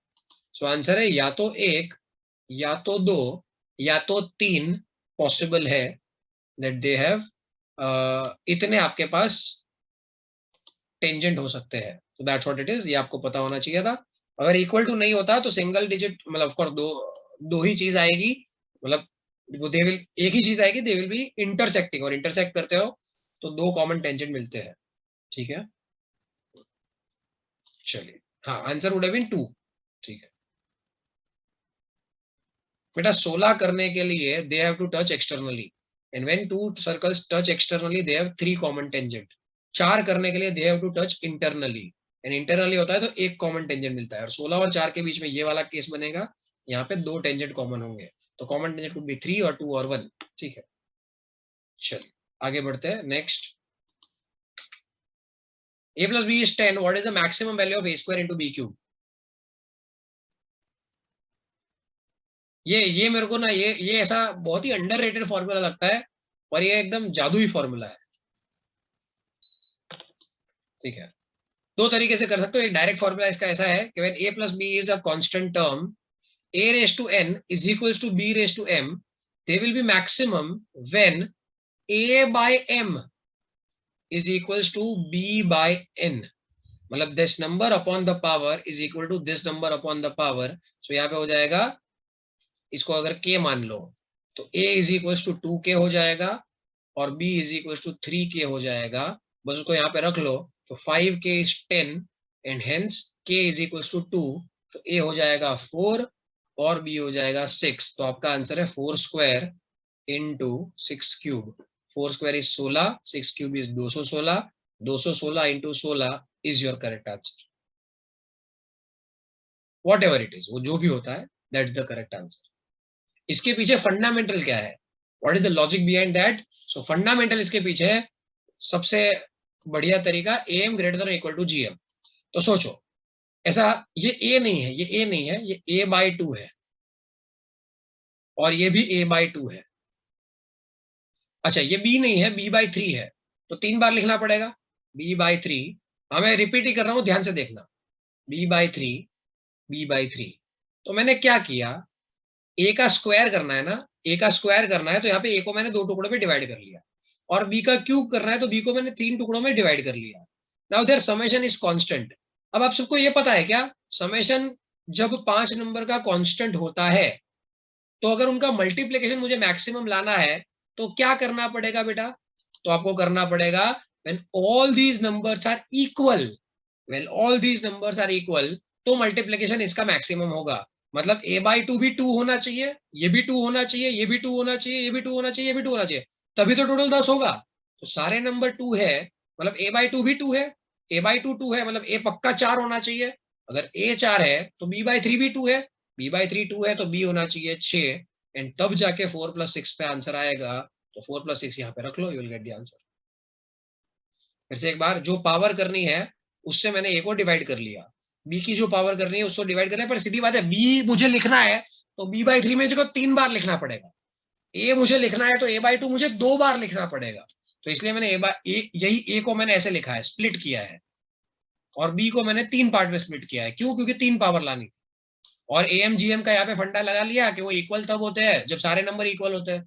तो सीधी बात है 2 2 2 2 2 रख लो, 2 2 रख लिया तो a हो गया 4, b हो गया 6, खत्म, आगे बढ़ो। ठीक है, नहीं नियरेस्ट नंबर ऐसा नहीं दे सकते, फिर तो फिर 5 5 ही लेना चाहिए, 4 6 क्यों लिया? तो ये a इंटू बी होता तो आप 5 5 ले लेते, ए स्क्वायर बी क्यूब में लॉजिक लगेगा। दिस इज द फॉर्मूला जो जनरली मतलब भाई बहुत अंडररेटेड फॉर्मूला है पर काम का है। ठीक है, चलिए चलिए आगे बढ़ते हैं। Can A B have other coefficient than 1? हाँ, still you can apply this formula, कोई दिक्कत नहीं है। कोएफिशिएंट से कोई लेना देना नहीं है, आपको वो डिवीजन से लेना देना है या पावर से लेना देना है। यस मिलिन प्लीज आस्क। नहीं, when you will assume a is equal to b is equal to 5 और आंसर विल बी रॉन्ग। हाँ मिलिन पता ही है। हाँ सर इसका वो मिनिमम वाला भी एक फॉर्मूला था ना, उसमें हम कैसे करते हैं? जैसे कि मतलब वो a इंटू बी अगर 10 होता है तो अगर उसका मिनिमम कुछ आता है तो वो कैसे ढूंढते हैं? उसका भी सेम कुछ आता है? AMGM से ही होगा। Let's say a into b is 10, so a plus b minimum क्या होगा? If that is the question, AMGM ही लगाना होता है तो a plus b by 2, a plus b by 2, this is your arithmetic mean. a should be greater than or equal to a into b raised to 1 by 2। ठीक है, तो भाई सीधी बात है a plus b by 2 is greater than or equal to, ये 10 दिया हुआ है, 10 raised to 1 by 2 मतलब √10, and hence a plus b is greater than or equal to 2√10। तो मिनिमम वैल्यू क्या होगी इसकी? 2√10 होगी और फिर उससे ज्यादा हो सकती है, तो that's why it will give you minimum. ठीक है, मिनिमम मैक्सिमम वाले सवाल है, कोई भी आजू बाजू देखने वाला मिल नहीं रहा है, AMGM लगा लो आंसर आ जाएगा। ठीक है, दैट्स व्हाट इट इज। ठीक है, ए और बी गलत होगा because power are different. Same power होती तो 5-5 रख लो, कोई दिक्कत नहीं है। पावर डिफरेंट है तो नंबर भी डिफरेंट आएंगे, AMGM से करना पड़ेगा। ठीक है, और ज्यादा क्लियर कॉन्सेप्ट कर लो। ठीक है, चलिए yes Preet please ask. Sir इसमें अगर ए और बी यही वाला है, इसमें मिनिमम फाइंड करना रास्ता दिया है कि A and B can be integers और मतलब नेगेटिव में वैल्यू जा सकती है, तो उसमें हम और ए स्क्वायर मतलब पॉजिटिव होगा तो बी की वैल्यू हम उसमें 9 लेके डायरेक्ट वैसे कर सकते हैं? ना रे ना, मतलब क्या कुछ भी बोल रहा है तू। तो what can you do is, मैं रख सकता हूँ ए को -99999 और फिर बी को रख लेता हूँ इसमें कुछ 10 ऐड करके। ठीक है, तो ऐसा इंटीजर वाला सवाल बन ही नहीं सकता इसमें, तो फिर इसका स्क्वायर बहुत बड़ा और इसका क्यूब तो और बड़ा हो जाएगा। ठीक है, तो दैट वोंट कम। तो सीधी बात है, जो अगेन लॉजिक से बेस्ड जो सवाल है वही आएंगे। बहुत ज्यादा फिर उस पे अगर हम PhD करने जाएंगे तो अभी वही 4 दिन में करने की जरूरत भी नहीं है और वो आएगा भी नहीं। और अगर ऐसा कुछ आ जाए जो हमें नहीं पता है तो समझो पूरे इंडिया में किसी को नहीं पता होगा। तो rather than wasting time you should go to next. बाकी लोगों को टाइम वेस्ट करना है तो आप बढ़िया करो। ठीक है, चलिए आगे बढ़ते हैं, लेट्स मूव फर्दर। ठीक है, A is 1 2 3 4 5, B and C are subset of A such that B intersection C is null set. How many such pairs of B and C are possible? Answer is 3/5. Answer is 3/5। नहीं, किसी का भी नहीं आया, 243 answer है। मतलब BNC में सब लोग कच्चे हैं। So what you need to understand is इसके पास 5 ऑप्शन, 5 ये लोग है, 1 2 3 4 5 5 एलिमेंट है। Now when you require B intersection C as null set, मतलब ये जो पहला एलिमेंट है वो या तो B के पास जाएगा, अकेले B के पास गया तो C के पास नहीं जा सकता क्योंकि फिर इंटरसेक्शन नल सेट नहीं होगा। या तो वो C के पास चला जाएगा या तो वो किसी के भी पास नहीं जाएगा, वो पड़ा रहेगा। ठीक है, सिमिलरली दूसरे वाले के पास भी 3 ऑप्शन, तीसरे वाले के पास भी 3 ऑप्शन एंड सो ऑन, ऐसे 5 सेट है। So answer is 3/5, 243 is the answer.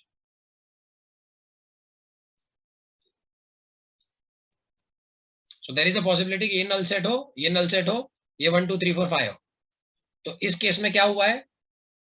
हाँ, ये भी एक भी यहाँ पे गया है, 2 भी यहाँ पे गया है, 3 भी यहाँ पे, 4 भी यहाँ पे, 5 भी यहाँ पे। अच्छा, ऐसी भी पॉसिबिलिटी है, ये 1 2 है, ये 3 4 है और ये 5 है। ठीक है, तो सीधी बात है, मतलब क्या हुआ है, 1 2 यहाँ पे गए हैं, 3 4 यहाँ पे गए, 5 यहाँ पे गए, तो पॉसिबल है इसमें भी। देखो, A intersection B intersection C तो नल सेट ही होगा। हाँ, डिस्टिंक्ट टू डिस्टिंक्ट का केस है। नहीं नहीं नहीं, 3/5 बेटा, हर एलिमेंट के पास ऑप्शन है ना। पहला एलिमेंट इन 3 ग्रुप में, आपको याद है कि नहीं? It has to be group raise to objects. तो ये 1 2 3 4 5 are objects and these 3 are groups. So 3 groups 5 objects, 3/5 is the answer.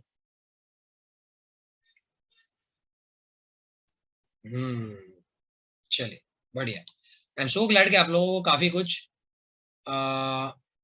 पांचों तीसरे सेट में गए तो जाने दो ना, 2 नल सेट का इंटरसेक्शन भी नल सेट होता है। So that's absolutely fine, that's absolutely fine.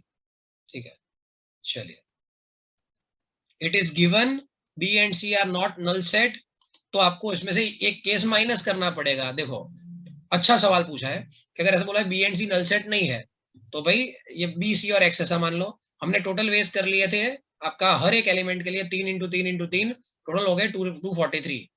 अब मान लो बी अकेला नल सेट है, बी अकेला नल सेट है, तो मतलब सी और एक्स के बीच में कंडीशन है, सी और एक्स के बीच में ही 5 लोगों को डिस्ट्रीब्यूट करना है, सो इट विल बिकम 2/5। ये 25 केस को हटाना पड़ेगा, ये 25 केस कौन से है, सॉरी 32 केस को हटाना पड़ेगा। ये कौन से 32 केस है, जब B is a null set, ठीक है। चलिए सी इज अ नल सेट,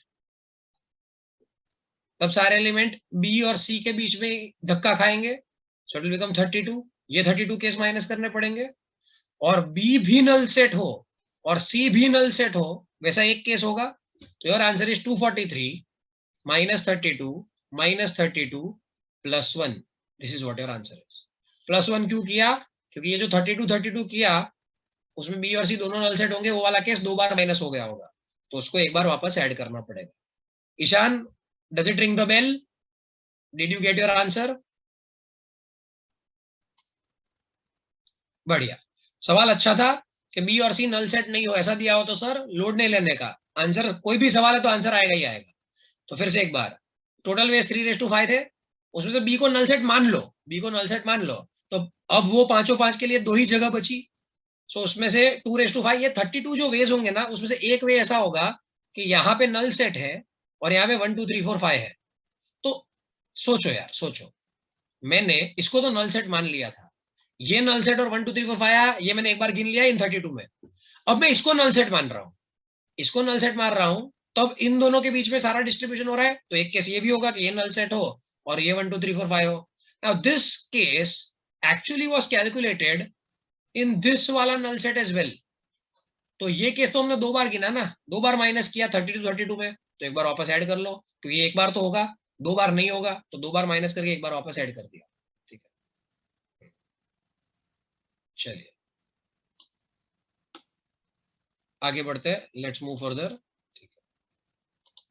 चलिए नहीं श्यामराज, वो नहीं होगा, आप एक बार वापस चेक कर लीजिए, ठीक है। हाँ, this is a wonderful question. इसमें वही है, देखो ऐसे सवालों में ऐसा कि आता है तो आता है, नहीं आता है तो कुछ भी करोगे नहीं आएगा, ठीक है। रूल ऐसा बोलता है कि कोई भी पॉलिनोमियल में जितनी बार एफ ऑफ एक्स लिखो, अब जितनी बार साइन चेंज हो रहे हैं ना, मैक्सिमम उतने पॉजिटिव रूट्स होते हैं, मैक्सिमम उतने पॉजिटिव रूट्स। तो यहाँ पे साइन चेंज देखो, मेरे को प्लस का माइनस एक बार दिख रहा है, प्लस का माइनस और फिर माइनस का प्लस एक, दैट मीन्स यहाँ पे मैक्सिमम 2 पॉजिटिव रूट हो सकते हैं, ठीक है। अच्छा, अब एफ ऑफ माइनस एक्स करो, F of minus x will become x⁴ minus x cube minus 7x² minus x plus 6। अब यहां पे आप देखोगे तो साइन चेंज कितनी बार हुआ, ये एक बार हुआ और यहाँ पे एक बार हुआ, 2 बार, तो मतलब यहाँ पे मैक्सिमम 2 नेगेटिव रूट हो सकते हैं। अब बहुत सिंपल सी बात है, टोटल रूट 4 है मेरे को पता है, बिकॉज हाईएस्ट पावर इज 4। अब टोटल रूट 4 है तो मैक्सिमम 2 पॉजिटिव मैक्सिमम 2 नेगेटिव, मतलब एक्चुअली 2 पॉजिटिव 2 नेगेटिव भी होंगे, क्योंकि टोटल 4 करना भी तो है, हेंस कितने पॉजिटिव रूट होंगे, 2 इज द आंसर। टिक करो, आगे बढ़ो।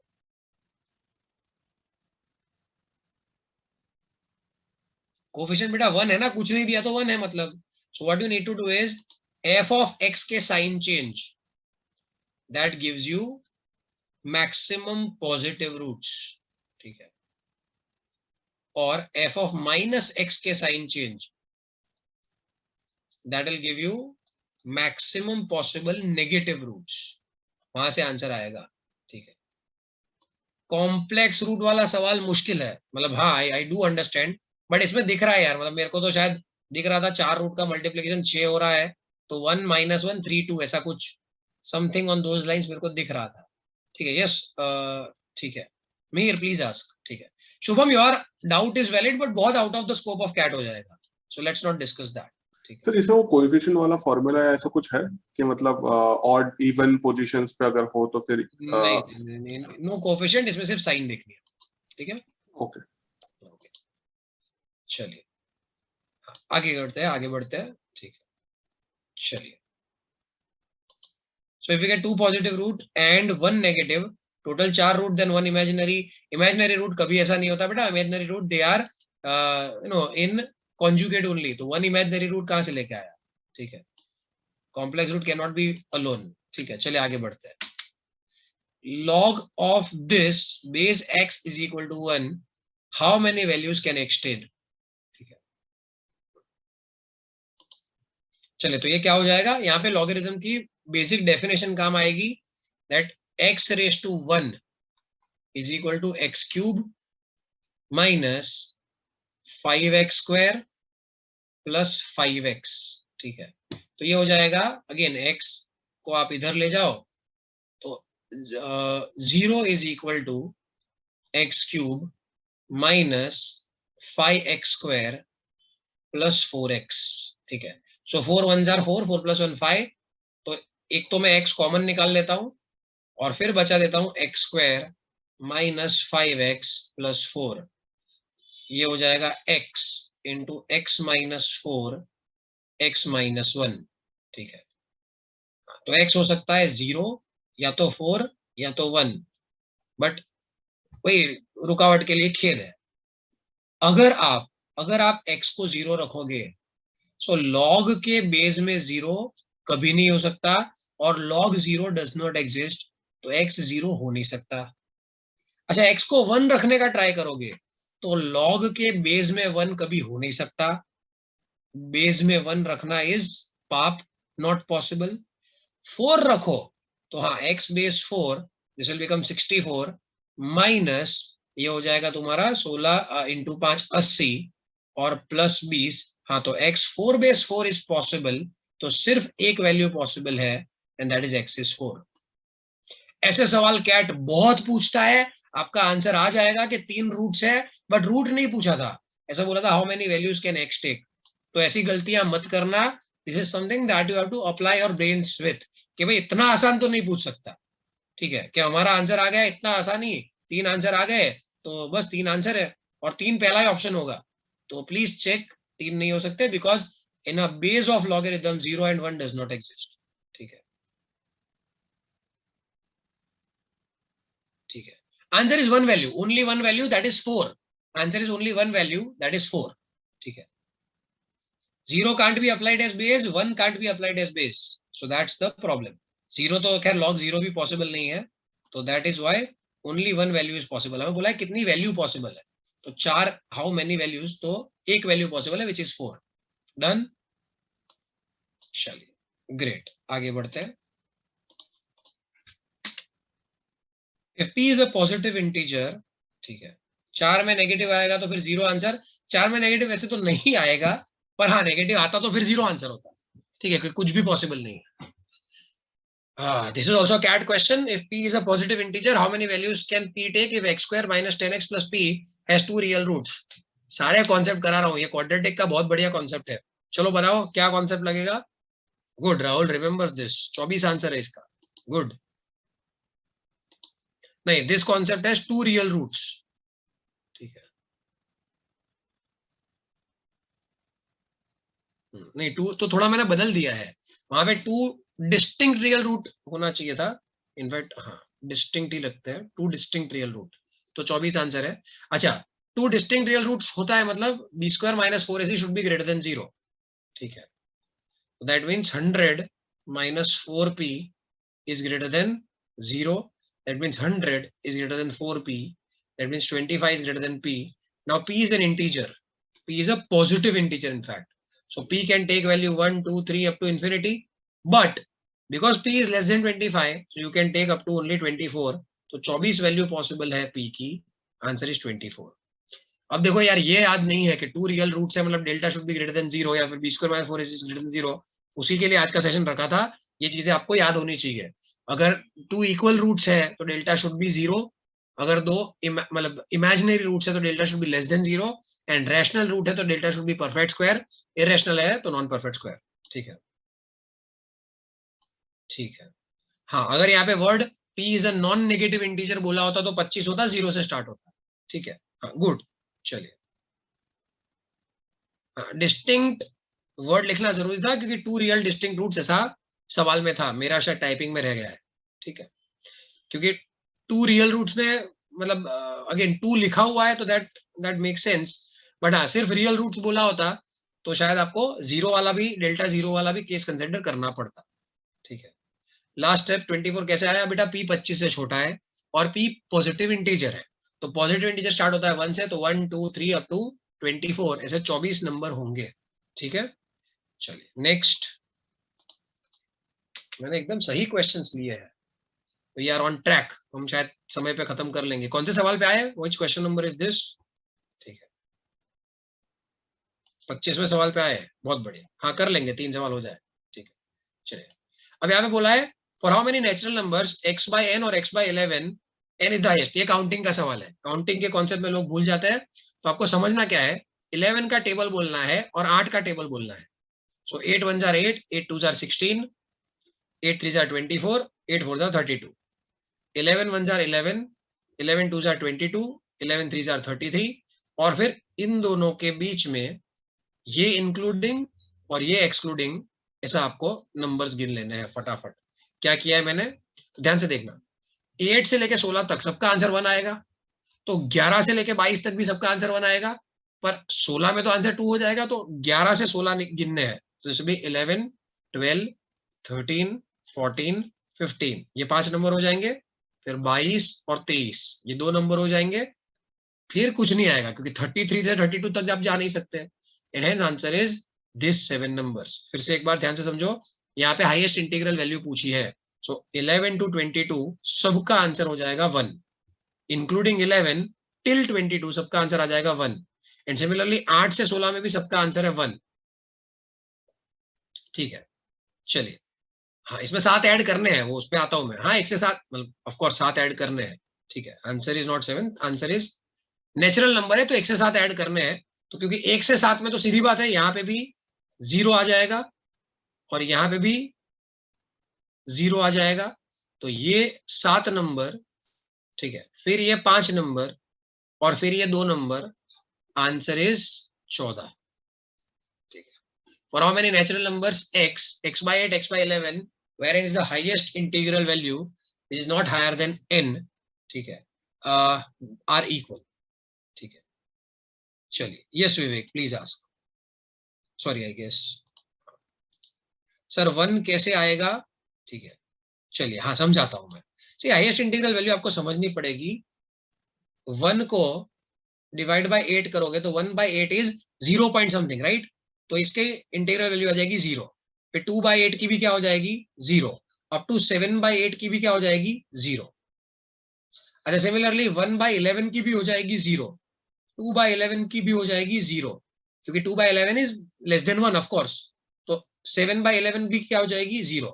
अब दिक्कत क्या है, 8 by 8 करोगे, 8 by 8 तो वो तो 1 हो जाएगा, वेयर 8 by 11 करोगे तो यहाँ पे अभी भी 0 रहेगा, तो ये 0 है ये 1 है, ये लोग इक्वल नहीं है, तो 8 नहीं रख सकते, तो 1 से 7 रख सकते हो, फिर आप 11 12 13 रख सकते हो, 14 15 रख सकते हो, क्योंकि उनका अगेन जब रखोगे ना 11 by 8 तो it is 1 point something, and 11 by 11 it is again 1 point something, so that is something that you will get the same answer, so 11 से 15 और फिर 22 और 23, तो ये टोटल आपको 14 नंबर मिलेंगे।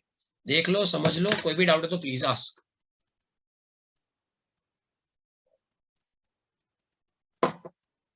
हाँ विवेक प्लीज आस्क, या सर एक बार वो टेबल्स का वापस समझाओ। हाँ, so what you need to understand is कि इन लोगों का जो टेबल होता है ना, लेट्स से 8 से लेके 16, अब हर बार x by 8 मतलब 8 by 8 करो, 9 by 8 करो, 10 by 8 करो, 11 by 8 करो, ये सब कुछ 1 पॉइंट समथिंग रहेगा, तो क्योंकि यहाँ पे आंसर आ रहा है 1, ये सब कुछ 1 पॉइंट समथिंग रहेगा, यहाँ पे आंसर आ जाएगा 2, तो इससे पहले जो सारे नंबर है 8 से लेके 15 तक, इन सबका हाईएस्ट इंटीग्रल करोगे जब 8 से डिवाइड, तो वो पक्का 1 ही रहने वाला है, दैट वाज द लॉजिक, 8 से लेके 15 तक। अब 16 से लेके 23 तक सबका आंसर 2 ही आएगा, क्योंकि 23 by 8 करोगे ना तो भी 2 पॉइंट समथिंग है, इसलिए 2 ही आएगा हाईएस्ट इंटीजर। 24 में फिर वो 3 हो जाएगा, एंड सो ऑन। सिमिलरली 11 का टेबल निकाला तो वैसे 1 2 3 निकालने के लिए, ठीक है। चलिए, so last 3 questions, we need to be a bit fast, ठीक है। यहाँ पे बोला which of the following can't divide this number. चलिए जल्दी बताइए आंसर क्या होगा। आई एम वेरी ग्लैड, मतलब आई एम वेरी श्योर कि, चलो एक बार आंसर कर लो फिर मैं बात करता हूं। दिखता है उतना आसान सवाल नहीं है सर, हमें तो रूल आता है, पर रूल तुम्हें, आंसर इज डी। तो बहुत सारे लोगों ने सी मार्क किया है, बहुत सारे लोगों ने, पर गलत है। So it is 155 raise to odd plus 157 raise to odd. It must be divisible by 155 plus 157, that means 312। और अगर 312 से डिविजिबल है तो 52 से भी डिविजिबल होना चाहिए, 156 से भी डिविजिबल होना चाहिए, क्योंकि इसका डबल होता है 312 और इसका 6 गुना होता है 312। हाँ, तो इनसे डिविजिबल है, उसमें कोई शंका थोड़ी है। ए और बी से तो डिविजिबल है, पर आपने अज्यूम कर लिया कि ये नंबर सिर्फ 312 से डिविजिबल होगा। ये गलत बात है, ऐसा किसी ने नहीं बोला। 312 से तो पक्का डिविजिबल होगा, हो सकता है 9 से भी हो। तो 9 से डिविजिबल है कि नहीं वो चेक करने के लिए आपको रिमाइंडर ढूंढनी पड़ेगी। When 155 raise to 45 plus 157 raise to 45 is divide by 9, उसकी रिमाइंडर ढूंढनी पड़ेगी। तो अब 155 को जब 9 से डिवाइड करोगे तो remainder is 2, so it is 2 raise to 45 plus ये हो जाएगा 4 रेज टू 45 बाय 9। अब मुझे बताए, ध्यान से देखना, ठीक है। 2 raise to 3 which is becoming 8। 8 में यहाँ पे रिमाइंडर होती है -1, 8 पे रिमाइंडर होती है -1। तो 2 क्यूब में -1, ये हो जाएगा 2 क्यूब रेज टू 15। तो -1 रेज टू 15 मतलब रिमाइंडर होगी -1 प्लस 4 क्यूब होता है 64। 64 को जब 9 से डिवाइड करते हो तो रिमाइंडर होती है 1। और अगेन 64 4 रेज टू 3 था, तो 4 raise to 45 4 raise to 3 raise to 15, तो 1 की 15 पावर, तो यहाँ पे रिमाइंडर आएगा 1। -1 प्लस 1 इज 0 एंड हेंस ये नंबर 9 से भी डिविजिबल है। Which of the following can't divide this, उसमें 9 नहीं आएगा, none of this is the answer. नहीं, लास्ट डिजिट से कैसे जा सकते हो बेटा, लास्ट डिजिट से यू कांट गो। ये रूल है बेटा कि anything raise to odd plus something raise to odd, और ये दोनों पावर इक्वल है, it has to be divisible by a plus b। It has to be divisible by a plus b, it's a rule, algebraic rule है। Done है, तो इसका answer है none of these. Answer is none of these. पकड़ में आया, ठीक है। हाँ, you need to apply your brain such a way कि ओनली एडिशन से नहीं, एडिशन से पक्का होगा और ओनली एडिशन से होगा, ऐसा सही नहीं है। हाँ भार्गव, प्लीज आस्क। सर अगर इधर ये 3 डिजिट नंबर की जगह अगर 5 या 6 डिजिट नंबर दिया होता और तब पूछा होता तो हम लास्ट 2 डिजिट से वो रिमाइंडर निकाल के कर सकते हैं। लास्ट 2 डिजिट से कैसे रिमाइंडर निकाल सकते हो? Last 2 digit is last 2 digit, remainder is remainder, दो कॉन्सेप्ट अलग है। ओके सर, अगर तो इस वैसा केस हो कि बड़ा नंबर हो, 100 से डिवाइड हो, अगर ऐसा बोला कि 100 से डिवाइड करना है तो आप लास्ट 2 डिजिट ले सकते हो। 10 से डिवाइड करना है तो लास्ट डिजिट ले सकते हो। 9 से डिवाइड करने में लास्ट डिजिट कोई काम नहीं आता, ठीक है। ओके सर, तो इसी क्वेश्चन में अगर बड़ा नंबर दिया हो तो उस केस में हम क्या कर सकते हैं? नहीं, 9 से डिवाइड करो। अब सीधी बात है ना, 9 से रिमाइंडर लाना बहुत इजी है बेटा, सिर्फ सम ऑफ डिजिट ही होता है। तो 5 और 5 10 11, 11 मतलब 2 बज गई, इसलिए मैंने 2 लिखा हुआ है, देख। फिर यहाँ पे 7 और 5 12, 12 1 13, 13 मतलब 4 बज गए, तो 4 लिखा हुआ है। तो सीधी बात है, 9 से डिवाइड करने में कोई लोड नहीं, ठीक है। Okay, thank you. चलिए आगे बढ़ते हैं, नेक्स्ट मूव फर्दर, ठीक है। रूल है, रूल द रूल सेज, ठीक है, NCR प्लस 9 क्यों लिख रहा हूं मैं, NCR plus NCR plus 1 is always equals to N plus 1 CR plus 1. It's a formula. तो यहाँ पे है 998 C33 plus 998 C34. So this becomes 999 C34. अब 999 C34 को आप 999 C 965 ऐसा भी तो लिख सकते हो। हाँ, क्योंकि NCR is equal to NCN minus R होता है।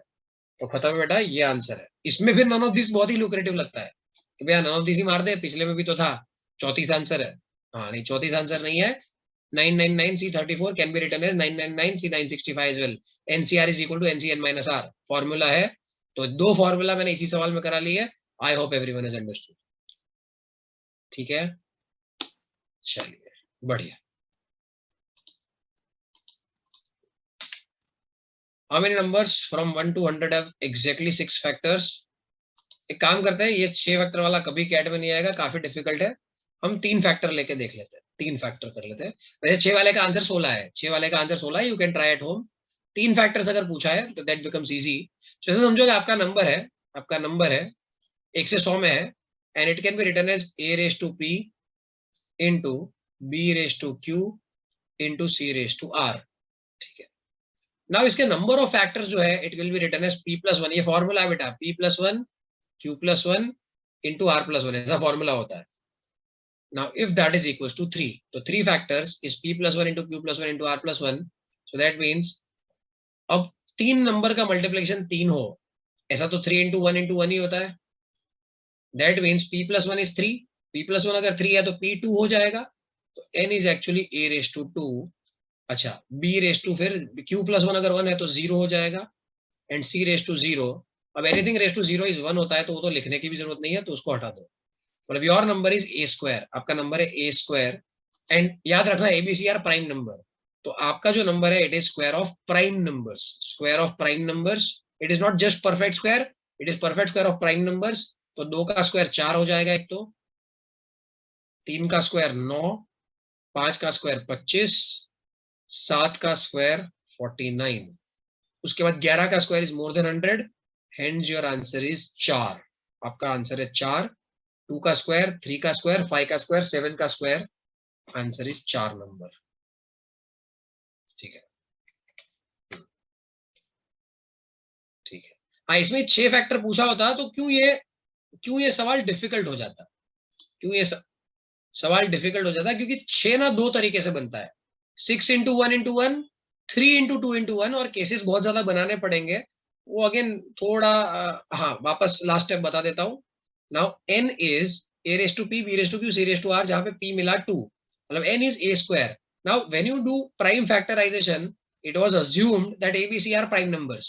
Hence a is a prime number, तो आपका जो आंसर है वो प्राइम नंबर का स्क्वायर है। प्राइम नंबर क्या होते हैं, तो 2, 3, 5, 7, 11 आर प्राइम नंबर्स, सो इसलिए वही रखा है। अच्छा, I guess this was the last question. I hope you enjoyed the session. आपको काफी सारी चीजें पता चली है, काफी सारी चीजें रिवाइज हुई है। अभी भी हमारा एक सेशन बचा हुआ है, so this is not the last session. वो वाला जो सेशन होगा, इसके बाद वाला सेशन सबको मतलब कंपल्सरीली अटेंड करना है। That will be correct mindset of a winner. आपका कैसा विनर का माइंडसेट होगा, कैट के दिन आप कितने बढ़िया तरीके से जा सकते हो, उस पर हम डिस्कशन करेंगे। पढ़ाने वाइज मतलब कैट के लिए पढ़ाने का, this was the last session. I really feel very happy that I have taught you, और मतलब मैं आपको शायद क्वांट समझाने में मैंने कुछ कंट्रीब्यूट किया, so I feel myself lucky. I give that credit to you guys कि आपने मेरे को पढ़ाने का मौका दिया, और मेरे साथ साथ एंटायर IMS गुजरात टीम नो wishes you very very good luck for CAT. इसमें से बहुत सारे सवाल Jaydev sir, Manish sir, Digant sir, Rohit sir, Karan sir, Kaushik sir, Kaushal sir, सबने दिए थे कि भाई हमारे बच्चों को फॉर्मूला बेस करा रहे हो तो कुछ कुछ हम दे रहे हैं वो भी कराओ। So because they were not part of this session, उन्होंने बहुत सारी चीजें दी थी। So you know those all the faculties always are with you, और that's it from my end। और बहुत ही